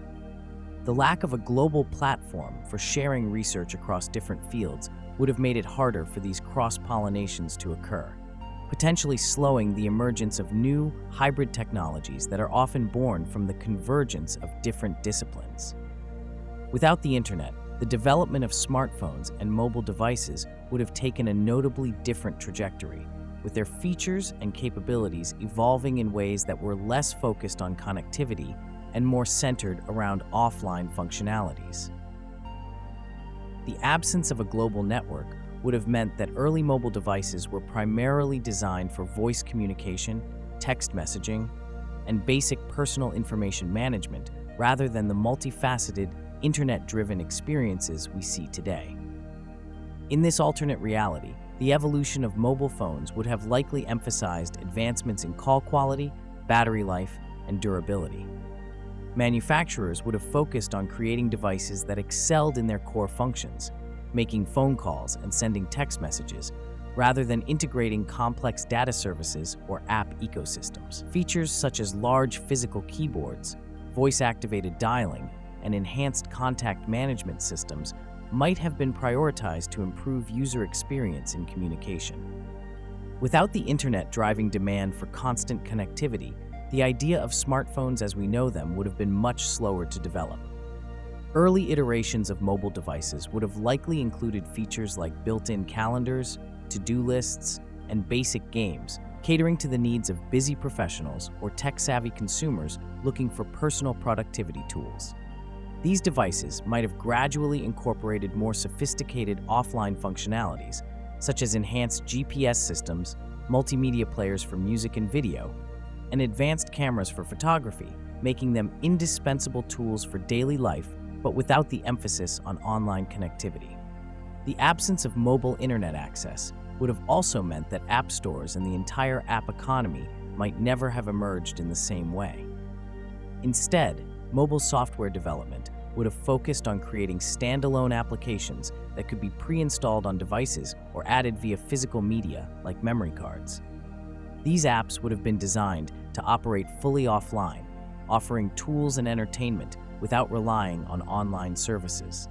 The concept of regular app updates, social media integration, or cloud-based services would have been largely absent, resulting in a more static and less dynamic user experience. The lack of internet-based communication services like email, social media, and instant messaging would have reinforced the role of mobile devices as primarily communication tools. SMS and MMS might have continued to be the dominant methods for sharing text and multimedia content, with innovations aimed at improving the speed, reliability, and ease of use of these services. Additionally, mobile networks might have focused more on expanding coverage and improving signal strength to ensure that users could communicate effectively, even in remote areas. Mobile gaming and entertainment would have taken a different path, with developers creating games and media that could be enjoyed entirely offline. These games might have been more complex and engaging, designed to provide long-lasting entertainment without the need for online updates or interactions. Similarly, mobile devices would have been equipped with robust media players capable of storing and playing large libraries of music and videos, making them portable entertainment centers. Furthermore, without the driving force of mobile internet, the convergence of devices might have occurred differently. While smartphones would still likely have incorporated features like cameras, GPS, and media players, the push to integrate everything into one device would have been less urgent. This could have led to a world where specialized devices such as standalone GPS units, digital cameras, and MP3 players retained a stronger presence alongside mobile phones. Without the internet, software distribution and updates would have relied heavily on physical media and in-person transactions, making the process slower and more cumbersome compared to the seamless, instant downloads we're accustomed to today. In this alternate scenario, software would likely have been distributed primarily through CDs, DVDs, and even floppy disks in the earlier years. Consumers and businesses would purchase these physical copies from retail stores, receive them via mail order, or acquire them directly from vendors at trade shows and other events. Each new version of a software program would have required users to obtain an entirely new physical copy, leading to a more deliberate and less frequent update cycle. Software companies would have bundled their updates and new features into major releases, rather than the incremental, often weekly or monthly updates we see in the online world. This would have made each update a more significant event, with users eagerly anticipating the next version release, which would have been announced in industry publications, through direct mail marketing, or via advertisements in computer magazines. The lack of digital distribution channels would have also meant that software companies faced higher production and distribution costs. They would need to manufacture physical copies of their products, manage inventory, and handle shipping logistics. This could have made software more expensive for consumers, with prices reflecting the added costs of production and distribution. Furthermore, businesses and users might have been more selective about which software they purchased, knowing that updates were less frequent and potentially more costly. For updates, software companies might have offered upgrade kits that could be purchased separately and installed using physical media. These kits would include the necessary files and instructions for manually updating the software on a user's machine. In some cases, companies might have provided these updates for free or at a reduced cost to loyal customers, but the process would still involve obtaining and installing physical media. In professional and enterprise environments, IT departments would have played a critical role in managing software distribution and updates. Organizations might have maintained libraries of software versions and updates, with IT staff responsible for installing and configuring software across the company's network. This process would have been time-intensive, requiring careful planning to minimize downtime and ensure compatibility with existing systems. Software developers and smaller companies would have faced challenges in reaching a global audience without the internet. They would likely have relied on partnerships with larger distributors or participated in trade shows to get their products into the hands of consumers and businesses. Independent developers might have distributed their software through shareware models, where users could try a limited version of the software before purchasing the full version on physical media. This model would have been supported by direct mail campaigns or by placing ads in relevant magazines and newsletters. Piracy might have taken a different form, with unauthorized copies of software being distributed through physical channels. This could have included the copying and reselling of software disks, or CDs, leading to a black market for pirated software that was more difficult to control and trace than digital piracy. Without the advent of cloud computing, alternatives for managing and storing data would have developed along different lines, focusing more on local infrastructure and physical storage solutions. Companies and individuals would have relied heavily on traditional data centers, where organizations maintain their own servers on premises. These data centers would have been the backbone of enterprise IT, with significant investments made in hardware, maintenance, and security to ensure that critical business operations could run smoothly without the centralized benefits of the cloud. Businesses would have likely adopted more advanced local networks, designed to maximize the efficiency of internal data processing and storage. These networks would have been optimized for the specific needs of the organization, with custom-built server rooms, redundant systems for backup, and extensive cooling systems to manage the heat generated by the equipment. The scale of these setups would vary based on the size of the company, with larger enterprises maintaining extensive data centers, while smaller businesses might use dedicated servers or even high-performance desktop computers for their needs. To address the limitations of on-premises storage, external hard drives and portable storage devices would have continued to play a crucial role in data management. The development of more advanced and higher capacity physical storage media, such as improved hard drives, SSDs, and optical disks, would have been a significant area of innovation.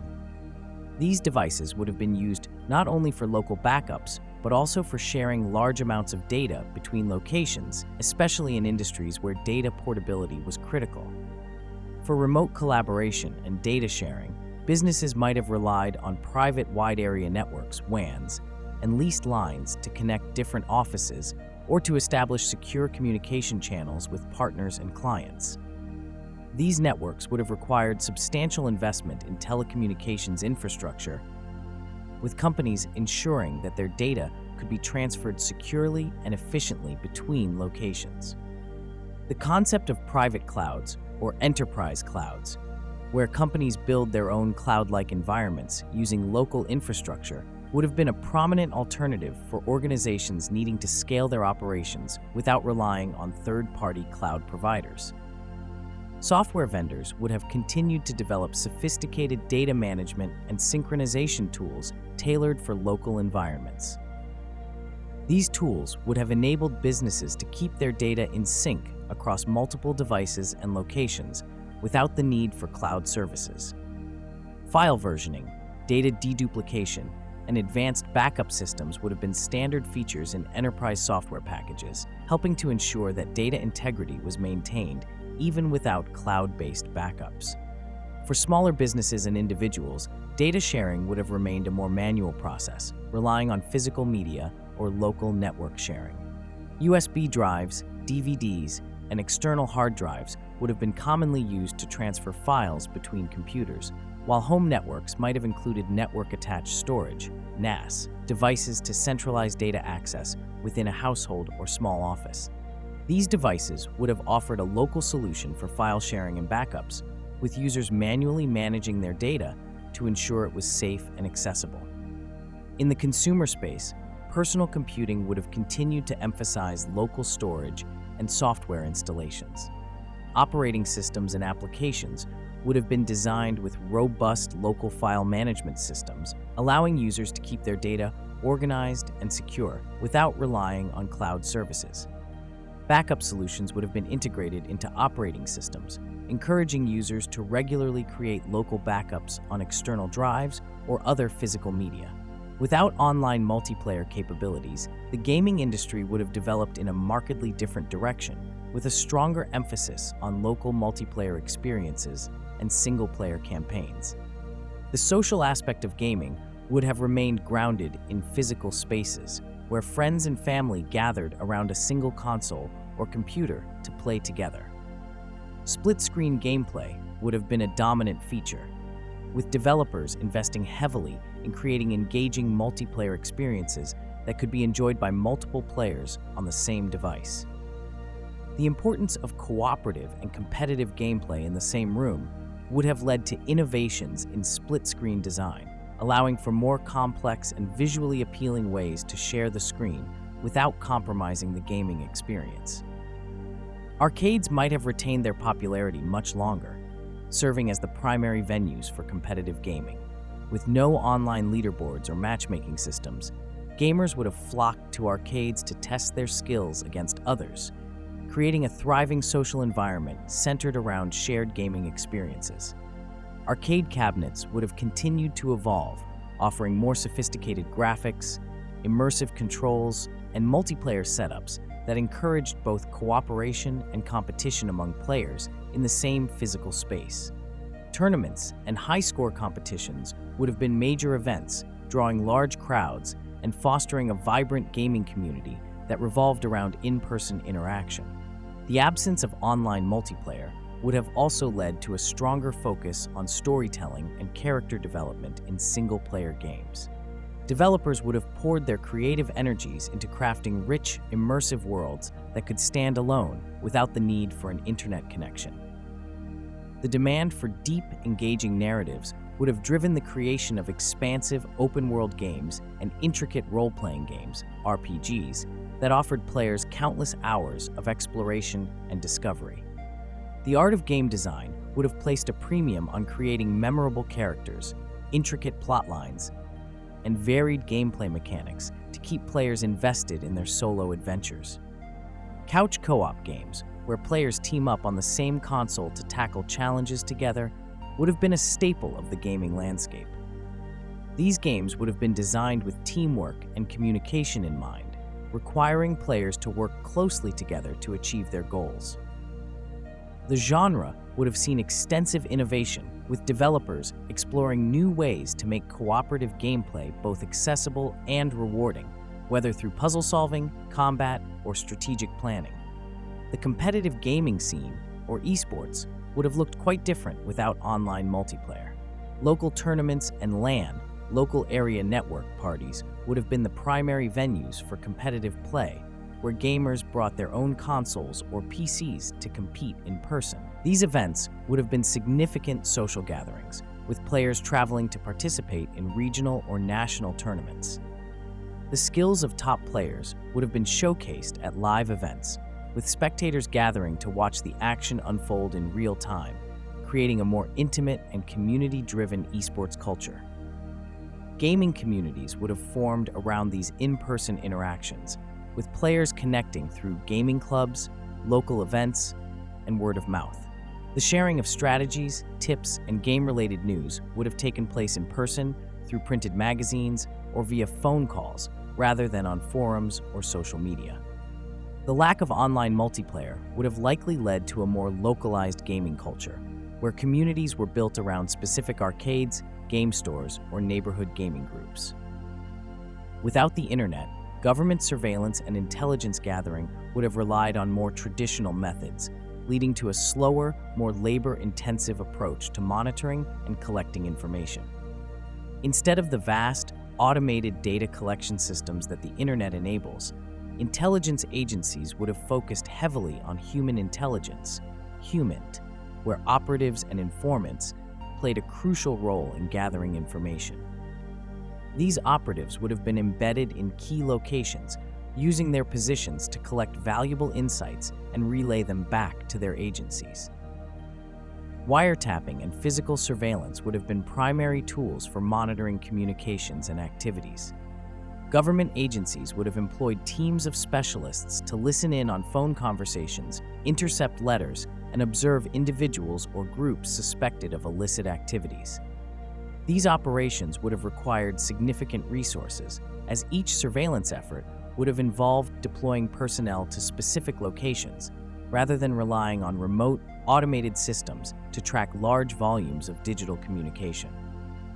The absence of the internet would have meant that government surveillance was more localized, focusing on specific individuals, groups, or locations rather than sweeping global data collection. Intelligence agencies would have needed to prioritize their targets carefully, dedicating resources to the most pressing threats. This could have led to a more focused but potentially less comprehensive approach to surveillance, as the sheer scale of information gathering that the internet allows would not have been possible. Interagency collaboration, both domestically and internationally, would have been slower and more cumbersome without the instant communication and data sharing capabilities provided by the internet. Agencies would have relied on secure phone lines, encrypted radio communications, and physical courier services to share intelligence with one another. This would have made it more challenging to coordinate efforts, especially in fast-moving situations where timely information was critical. Intelligence gathering would have also depended more on open-source information, OSINT, from newspapers, radio broadcasts, and television programs.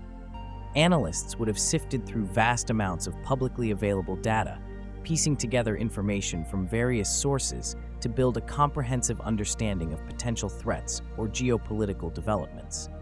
The absence of online news and social media would have meant that this process was slower and more fragmented, with intelligence agencies needing to rely on physical media and broadcast reports to stay informed.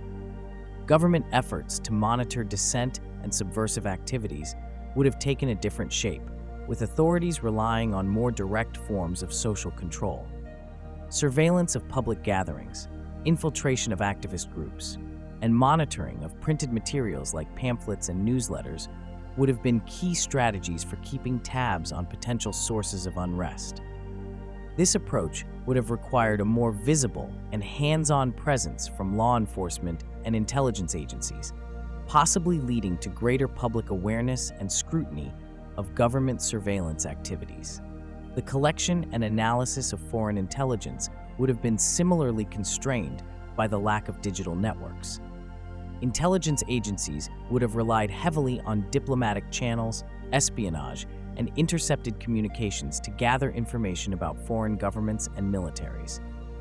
Diplomatic personnel, including ambassadors and attachés, would have played a crucial role in intelligence gathering, using their positions to access valuable information through formal and informal networks. In a world without the internet, the landscape of cybercrime would have been drastically different, both reducing and altering the nature of the risks associated with digital crime. Without the vast, interconnected network that the internet provides, many of the most prevalent forms of cybercrime today, such as phishing, ransomware attacks, and large-scale data breaches, would simply not exist in their current form. The absence of a global digital network would have limited the opportunities for criminals to exploit vulnerabilities in online systems, reducing the overall risk of cybercrime that targets individuals, businesses, and governments on a massive scale. However, this does not mean that the threat of digital crime would have disappeared entirely. Instead, the nature of these crimes would have adapted to the technological environment of a world without the internet. In such a scenario, the focus of criminal activity would have shifted toward more localized and physically based forms of crime, such as the theft or manipulation of data stored on physical media like floppy disks, CDs, or hard drives. Corporate espionage might have involved physically infiltrating businesses to steal sensitive information directly from company servers, or even intercepting communications via wiretapping or other non-digital means. The risk of cybercrime would have been concentrated around key data centers and physical storage facilities, making these locations prime targets for criminals. Security measures would have needed to be more focused on protecting physical access to these sites, with increased investment in security personnel, surveillance systems, and secure transportation of sensitive data. The absence of the internet would have also meant that criminals seeking to engage in fraud or financial theft would have had to resort to more traditional methods, such as forging documents, breaking into bank vaults, or physically tampering with ATM machines. On the flip side, the lack of a globally connected internet would have reduced the potential scale and speed at which cybercrimes could be carried out. Criminals would have been limited in their ability to coordinate large-scale attacks across multiple locations or to reach a wide audience with fraudulent schemes. For instance, identity theft, which today often involves stealing personal information from online databases, would have been much more difficult to execute on a large scale. Criminals would have had to rely on physically obtaining personal documents or infiltrating local institutions to access sensitive information. Additionally, law enforcement and security agencies would have had more control over the tools and methods available to track and prevent criminal activity, as the lack of a global network would have made it easier to monitor and secure localized systems. The absence of the internet would have led to a different approach to cybersecurity, focusing more on securing physical assets, limiting access to critical data, and ensuring the integrity of communication channels through encryption and other traditional security measures.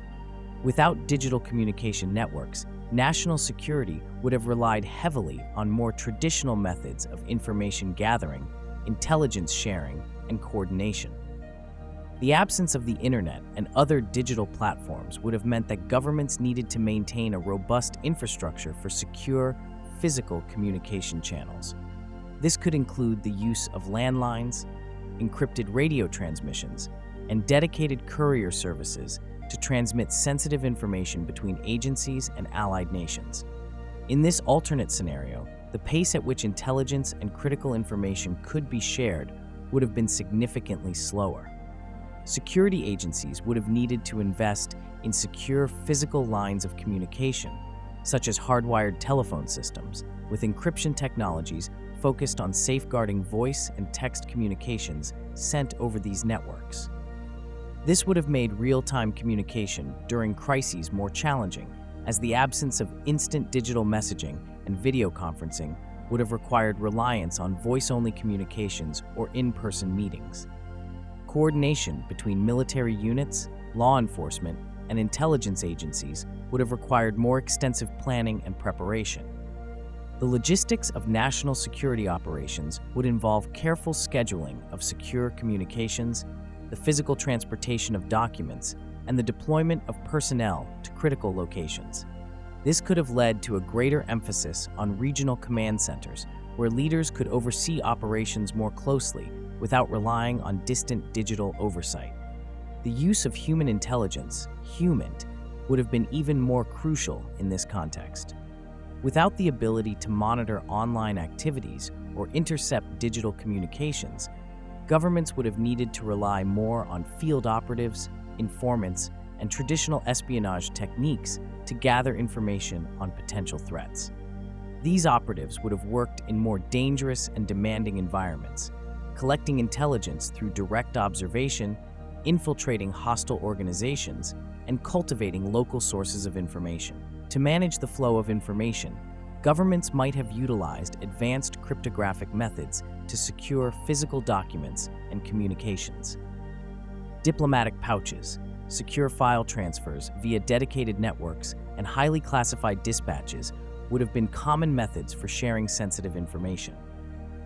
National security strategies would have been built around ensuring that these channels were protected from interception by adversaries, requiring constant vigilance and the development of sophisticated counter-espionage techniques. In the absence of digital communication networks, emergency response systems would also have taken on a different form. Governments would have relied on pre-established protocols that included the use of public broadcast systems, radio alerts, and even air raid sirens to convey urgent messages to the population. Coordination with local authorities would have been essential, with regional commanders and emergency management officials taking on a more prominent role in managing crises on the ground. The lack of digital surveillance capabilities would have forced security agencies to develop more advanced techniques for monitoring and responding to internal and external threats. This might include the widespread use of informants, undercover operations, and community-based intelligence gathering to detect and prevent potential security breaches. The importance of physical security would have been paramount, with greater emphasis placed on securing key infrastructure, government buildings, and military installations from sabotage or espionage. Without the internet's influence, the global political landscape would have evolved along significantly different lines, shaped by the slower, more controlled flow of information and the reduced connectivity between nations and peoples. The absence of the internet would have meant that governments, political movements, and the media had much tighter control over the dissemination of information. This could have led to a more centralized and less democratized exchange of ideas, where state-controlled media and official channels played a dominant role in shaping public opinion.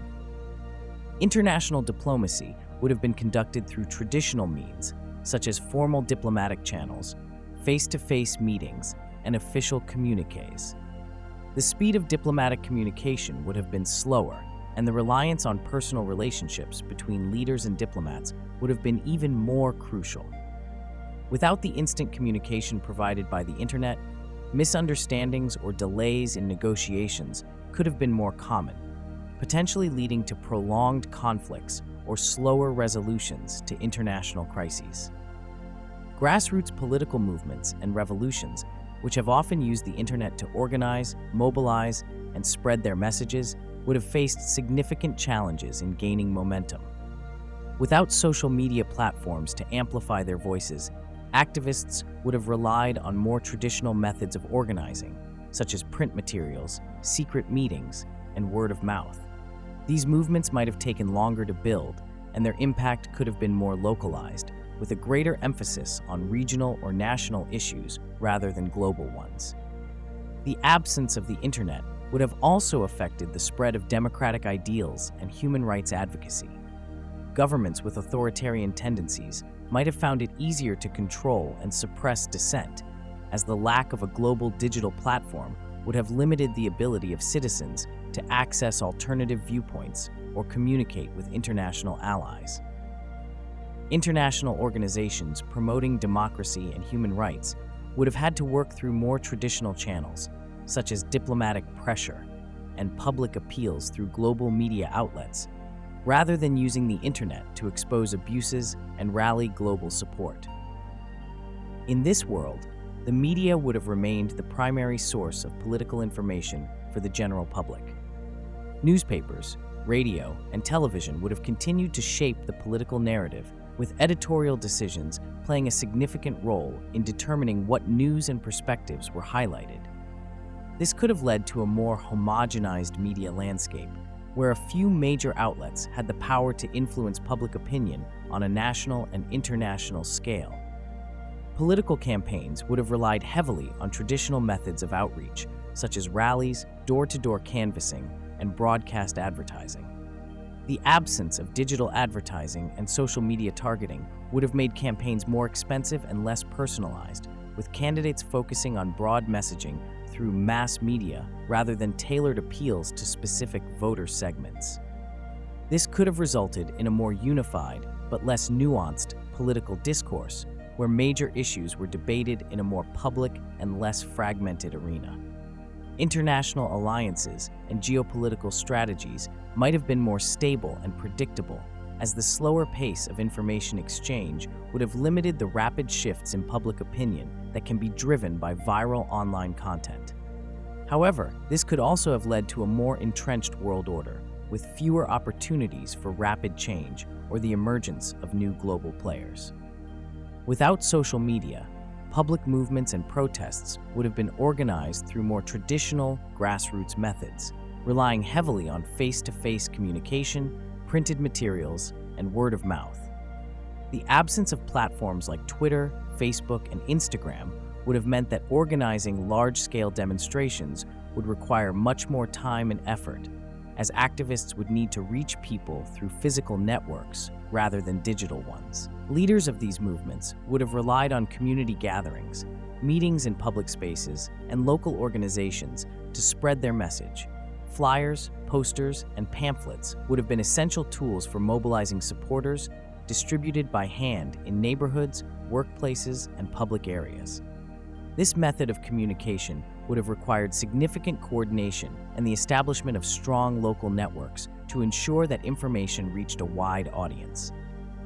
Activists might have also used phone trees and direct mail to alert participants to upcoming events, creating a more personal and direct form of engagement. In this environment, public movements would have taken longer to gain momentum, as the process of organizing and spreading the word would be slower. However, the slower pace might have led to more deeply rooted and organized efforts, with participants forming stronger bonds and a more cohesive sense of purpose through regular in-person interactions. The reliance on physical meetings and local networks could have fostered a greater sense of community among activists, with movements building from the ground up through sustained personal engagement. Protests themselves would likely have been more locally focused, with smaller, regionally organized demonstrations rather than the global or national movements that can quickly gain traction through social media. The absence of viral content and instant global communication would have made it harder for a single event or message to capture widespread attention, leading to a more fragmented landscape of activism. Each movement would have needed to build its own support base within its specific context, with less ability to draw on global solidarity or instant online amplification. The role of traditional media in covering protests would have been even more crucial, as newspapers, radio, and television would have been the primary channels through which the broader public learned about these events. Activists would have needed to engage with journalists and news outlets to ensure that their message reached a wider audience, making media strategy a key component of any public movement. The success of a protest could have depended heavily on the willingness of traditional media to cover it, as there would be fewer alternative ways to spread information. Without the convenience of internet-based services like online banking, daily life routines would be fundamentally different, requiring more time and effort to manage financial and personal tasks. People would need to rely heavily on physical visits to banks, post offices, and other service providers, as the ability to complete transactions or access information remotely would be severely limited. This would mean scheduling time during business hours to handle tasks that are now easily completed with a few clicks. Paying bills, for example, would involve writing checks and mailing them, or visiting payment centers in person. The process of balancing checkbooks and keeping track of spending would be more manual, with people relying on monthly bank statements sent by mail to reconcile their accounts. The absence of instant online access to account balances and transaction histories would make budgeting and financial planning more cumbersome, requiring diligent record-keeping and perhaps more frequent visits to the bank to ensure that accounts were in good standing. Shopping for goods and services would also be more time-consuming without online platforms. Instead of browsing and purchasing items from the comfort of home, people would need to visit multiple stores to compare prices and find what they needed. This would make shopping a more involved activity, often requiring dedicated trips to different locations. The absence of online reviews and comparison sites would mean that consumers relied more on word of mouth, advertising, and personal experience when making purchasing decisions. Travel planning would be another area where daily routines would be more complex. Without online booking systems, arranging a trip would involve visiting travel agencies, calling airlines and hotels directly, and perhaps even using physical maps and guidebooks to plan itineraries. This would make the process of organizing travel more labor-intensive and less spontaneous, with people likely planning trips well in advance to ensure that all arrangements were in place. Communication with friends, family, and colleagues would also be different. In the absence of email, messaging apps, and social media, people would depend more on phone calls, letters, and in-person meetings to stay in touch. This would likely make communication slower and more deliberate, with a greater emphasis on meaningful, longer conversations rather than the quick exchanges that characterize modern digital communication. Social plans would need to be coordinated more carefully, with fewer opportunities for last-minute changes or instant updates. Work routines would be affected as well. Without the ability to work remotely via the internet, commuting to a physical office would be the norm for most people.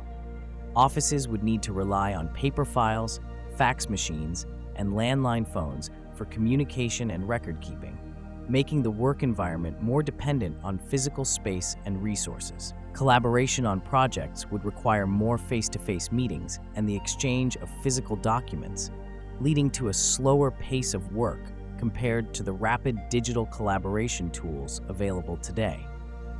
Education and learning would also be more traditional, with students attending classes in person and using physical textbooks and libraries for their studies. The absence of online resources would mean that homework and research projects required more time spent in libraries and using printed materials, with fewer opportunities to access a wide range of information instantly. Without online booking platforms, travel planning would be a far more involved and time-consuming process, requiring individuals to rely on traditional methods such as travel agencies, phone calls, and in-person visits to make arrangements.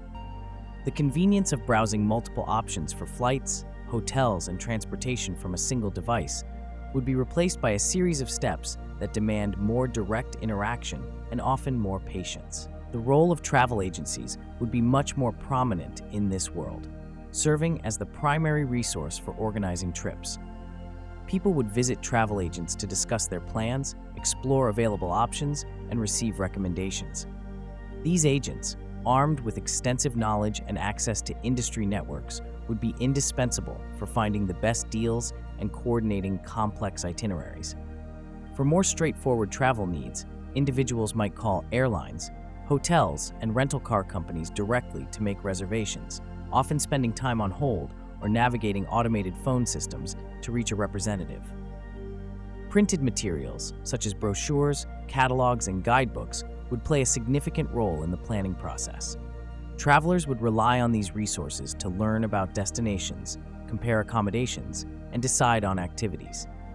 This would mean that planning a trip could take weeks or even months, as gathering all the necessary information and making bookings would require considerable effort and coordination.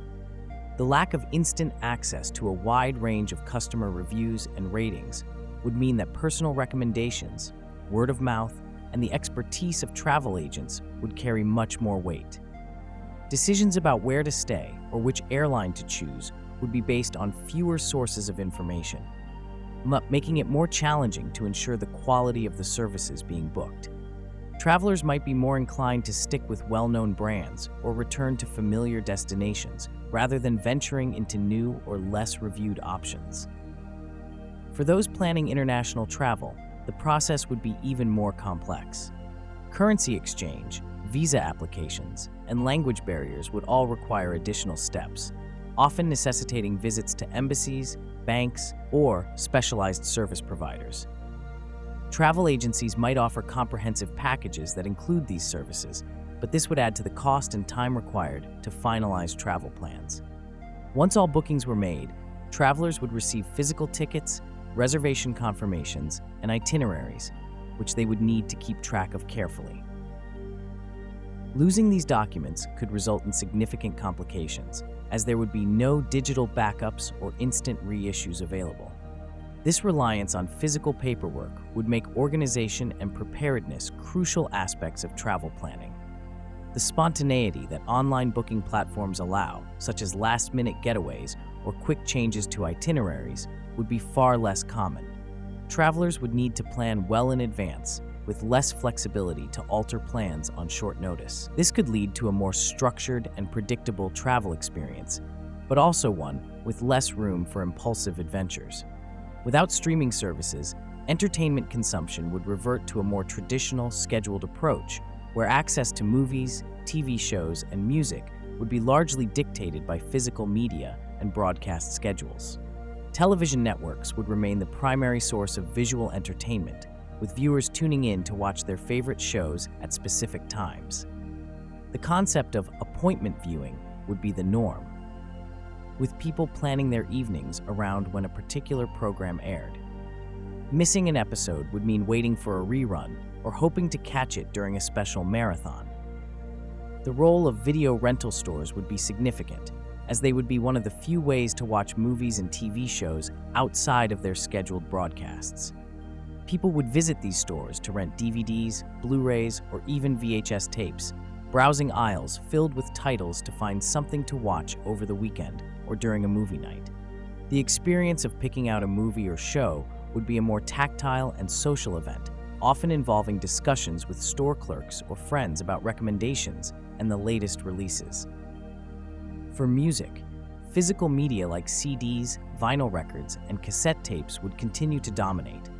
Music stores would thrive as hubs for discovering new artists, purchasing albums, and even meeting other music enthusiasts. The process of finding and buying music would be more intentional, with listeners often buying entire albums rather than individual songs. Radio would also play a central role in music discovery, with DJs curating playlists that introduced audiences to new tracks and artists. The anticipation of hearing a new song on the radio or purchasing a highly anticipated album on its release day would be a common experience. The lack of streaming services would also mean that discovering new content would be a more gradual and less algorithm-driven process. Word of mouth, critical reviews, and recommendations from friends and family would be the primary ways people learned about new movies, shows, or music. The absence of personalized recommendations from streaming algorithms would likely result in a more communal experience, where discussions about entertainment choices played out in person rather than through online platforms. Cinematic experiences would hold even more importance in this world, with movie theaters being the go-to destination for new releases. The excitement of a movie premiere would be a shared, communal event, with audiences filling theaters to see the latest blockbuster or critically acclaimed film. Theaters might also host special screenings of classic movies or marathons, offering unique viewing experiences that couldn't be replicated at home. Binge watching, as it exists today, would be far less common. Watching a series would require patience, as episodes would be released weekly and full seasons would only be available through physical box sets.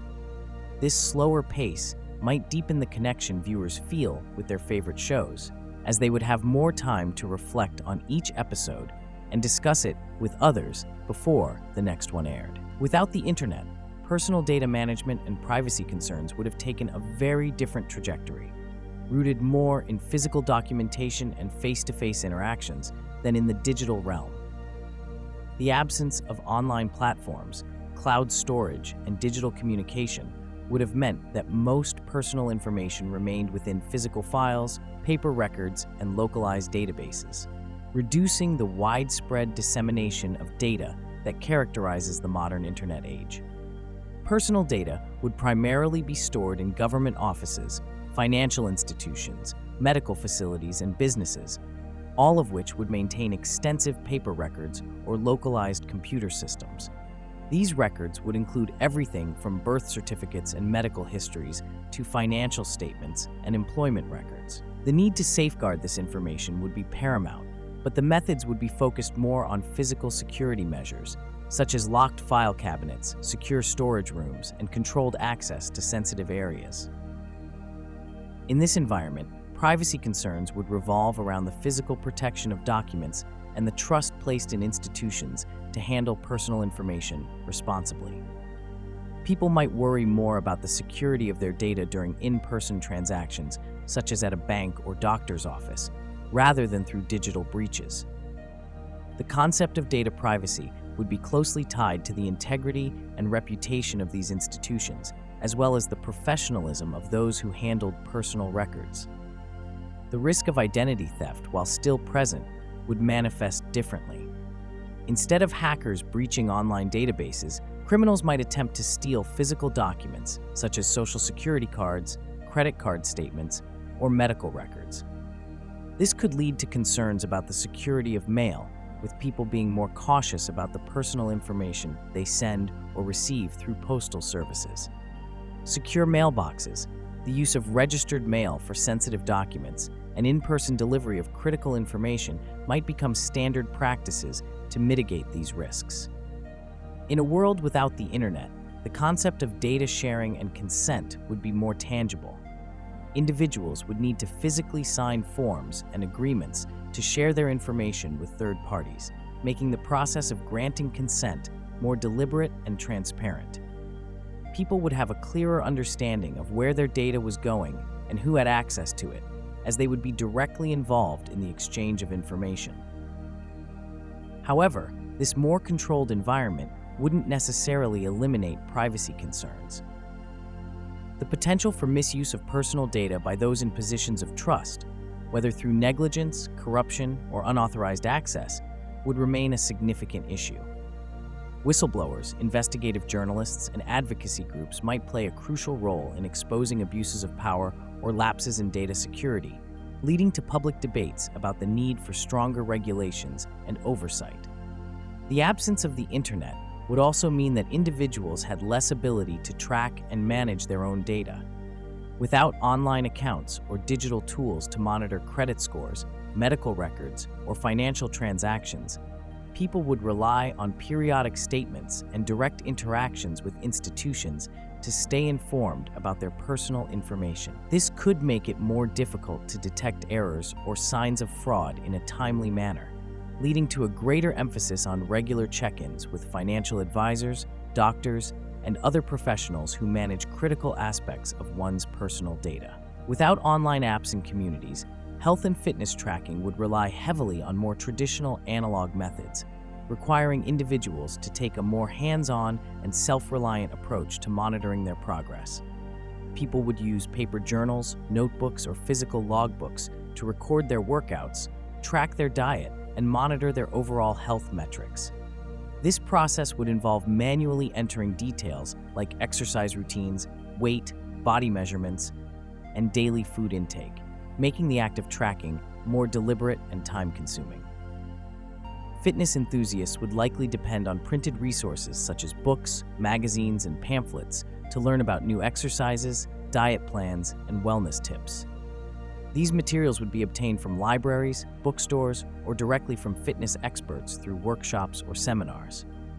In the absence of online platforms that offer instant access to vast amounts of information, individuals would need to seek out these resources more actively, perhaps subscribing to fitness magazines or attending local fitness classes to stay informed.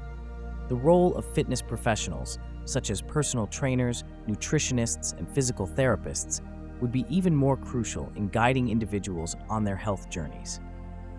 Without the convenience of apps that provide tailored workout plans or diet recommendations, people would turn to these experts for personalized advice and structured programs. This would likely foster a closer, more personal relationship between clients and their trainers or nutritionists, as face-to-face interactions would be the primary means of receiving guidance and feedback. Community support for fitness goals would take on a more local and in-person form. Instead of joining online forums or social media groups, people would participate in fitness clubs, local sports teams, or community centers where they could share their progress, motivate each other, and exchange tips. Group exercise classes, running clubs, and organized sports leagues would serve as key venues for social interaction and mutual encouragement, helping to create a sense of camaraderie and accountability among participants. Health tracking devices, like pedometers, heart rate monitors, and body fat calipers, would still be in use.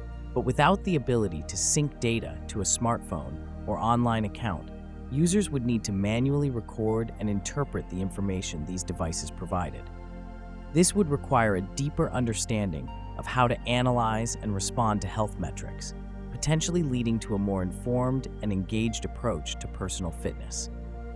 The lack of online communities might also encourage a more private and introspective approach to fitness, with individuals focusing more on personal goals and self-improvement rather than comparing themselves to others. The absence of social media-driven fitness trends could lead to a more diverse and individualized fitness culture, where people pursue activities that genuinely interest them, free from the pressure of online comparisons or viral fitness challenges. However, the downside would be the lack of instant access to a wide range of ideas, motivation, and support that online communities provide. People might find it harder to stay consistent or motivated without the daily encouragement and inspiration that comes from being part of a larger connected community. Fitness progress could be slower and less dynamic, as individuals would need to rely on their own discipline and the resources available in their immediate environment. Without the internet, the global economy would have developed along very different lines, with the pace of globalization slowed and the integration of markets less seamless. The absence of digital connectivity would have meant that international trade and commerce relied heavily on traditional communication methods, such as telephone, fax, and physical mail, making transactions slower and more cumbersome. Businesses would have needed to maintain large staffs dedicated to handling the logistics of global trade, from coordinating shipments to managing communication with partners across different time zones. The flow of information between markets would have been significantly less efficient. Financial markets, for example, would have operated at a slower pace, with stock exchanges relying on phone orders and in-person trading floors rather than high-frequency trading algorithms and instant online transactions. This slower pace might have made markets less volatile, as information would take longer to disseminate, reducing the likelihood of rapid, large-scale movements based on real-time data. However, it would also have made it harder for investors and companies to react swiftly to global events, potentially leading to missed opportunities and greater uncertainty. E-commerce, as we know it, would not exist. Retailers would have continued to rely on physical storefronts and mail-order catalogs to reach customers, limiting the reach of businesses to their local or regional markets. This would have made it much harder for small businesses to compete with larger, established companies, as the ability to easily reach a global audience would have been absent. The retail landscape would have been dominated by brick-and-mortar stores, and consumers would have had to rely on traditional shopping experiences, with more limited access to niche products and international goods. Supply chains would have been more fragmented and less efficient. Without the internet to coordinate complex global logistics networks, companies would have needed to rely on more localized production and distribution systems. This could have led to higher costs and longer lead times for products, making goods more expensive and less readily available. The just-in-time manufacturing model that many companies use today, which relies on precise, real-time data to minimize inventory costs, would have been far more difficult to implement, leading to larger inventories and more waste. The absence of the internet would have also affected the service sector, particularly industries like banking, insurance, and customer service. Financial institutions would have relied on physical branches and face-to-face interactions to serve customers, slowing down transactions and making it harder for consumers to access financial services quickly. The innovation and expansion of fintech, which has revolutionized banking and payments, would have been significantly stunted, keeping financial services more traditional and less accessible to the global population. International collaboration in research and development would have been more challenging as well. Without the ability to share data and collaborate in real time across borders, innovation would have progressed more slowly, with scientists and engineers relying on physical conferences, published journals, and slower forms of communication to exchange ideas and findings. This would have led to a more siloed approach to technological development, with breakthroughs taking longer to spread across the globe. Job markets would have been more localized, with fewer opportunities for remote work or global freelancing.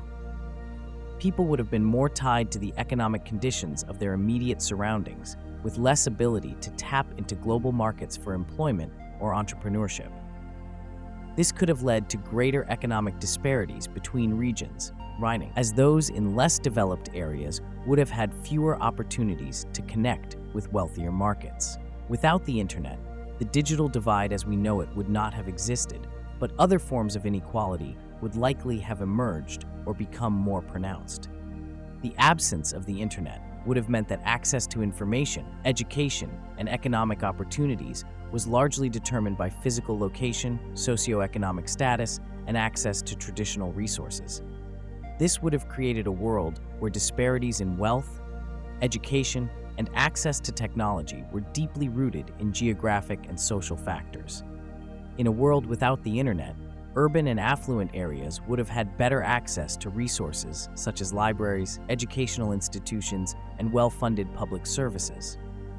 These areas would have been hubs of knowledge and opportunity, attracting businesses, skilled workers, and investment. Meanwhile, rural and less affluent regions would have struggled with limited access to these resources, leading to significant gaps in education, job opportunities, and overall quality of life. This geographic divide would have created a stark contrast between those who lived in areas with abundant resources and those who did not, reinforcing existing social and economic inequalities. Education would have been a key area where inequalities became more pronounced. Without the internet, students in underfunded schools would have had fewer opportunities to access a broad range of information and educational materials. They would have relied heavily on outdated textbooks and limited library resources, while their peers in wealthier districts would have benefited from more up-to-date materials and better-funded educational programs. This disparity in educational resources would have had long-term effects on students' career prospects and overall life outcomes, deepening the divide between different socioeconomic groups. Economic opportunities would have been similarly influenced by geographic and social factors. Without the ability to leverage the internet for remote work, online business, or global networking, individuals' career prospects would have been closely tied to the local job market and the availability of resources in their immediate environment. This would have limited the ability of people in less developed or economically stagnant areas to improve their circumstances, reinforcing cycles of poverty and economic stagnation. Access to technology, such as computers, telecommunications, and media, would have been another area where inequality emerged. In wealthier areas, individuals would have had more access to advanced technologies and the skills to use them effectively, while those in poorer regions might have been left behind. This technological gap would have further exacerbated social and economic inequalities, as those with access to better technology would have had a significant advantage in education, business, and communication. Moreover, the lack of global connectivity provided by the internet would have meant that marginalized communities had fewer platforms to voice their concerns, advocate for their rights, or connect with broader social movements. This could have led to a world where social inequalities were more entrenched, with less opportunity for grassroots movements to gain traction, or for marginalized voices to be heard on a larger stage. Without the global connectivity provided by the internet, human rights advocacy and awareness would have taken on a more localized and less immediate character, significantly affecting how issues are highlighted and addressed. In this alternate scenario, the spread of information about human rights abuses would have been slower, relying heavily on traditional media such as newspapers, radio, and television, as well as physical networks of activists and organizations. Activists and human rights organizations would have needed to depend on in-person meetings, printed materials, and public gatherings to organize and spread their messages. The ability to quickly mobilize large groups of people across the globe, as we see today with online campaigns and social media, would have been severely limited. As a result, advocacy efforts would likely have focused more on local or regional issues, where organizations could exert the most influence and where information could be more easily verified and acted upon. Without the internet, international collaboration between human rights organizations would have been more challenging. Coordinating efforts across borders would have required extensive use of telecommunication, postal services, and face-to-face diplomacy. This would have slowed the pace of global campaigns, making it harder to build widespread coalitions or to rapidly respond to emerging crises. The lack of instant communication would have also meant that certain issues might not have gained the global attention they deserved, especially in regions where media access was restricted or where governments controlled the flow of information. The general public's awareness of human rights issues would have been shaped largely by the priorities of traditional media outlets. News organizations would have played a crucial role in determining which issues received attention, and their coverage might have been influenced by political, economic, or cultural factors. This could have led to a narrower focus on certain regions or types of human rights abuses, while others might have been overlooked or underreported. In countries with repressive regimes, the lack of an open internet would have made it easier for governments to suppress information about abuses, further hindering global awareness and action. Grassroots movements, which today often rely on social media to gain momentum and visibility, would have had to rely on more personal and direct forms of communication, such as word of mouth, community organizing, and printed flyers or newsletters.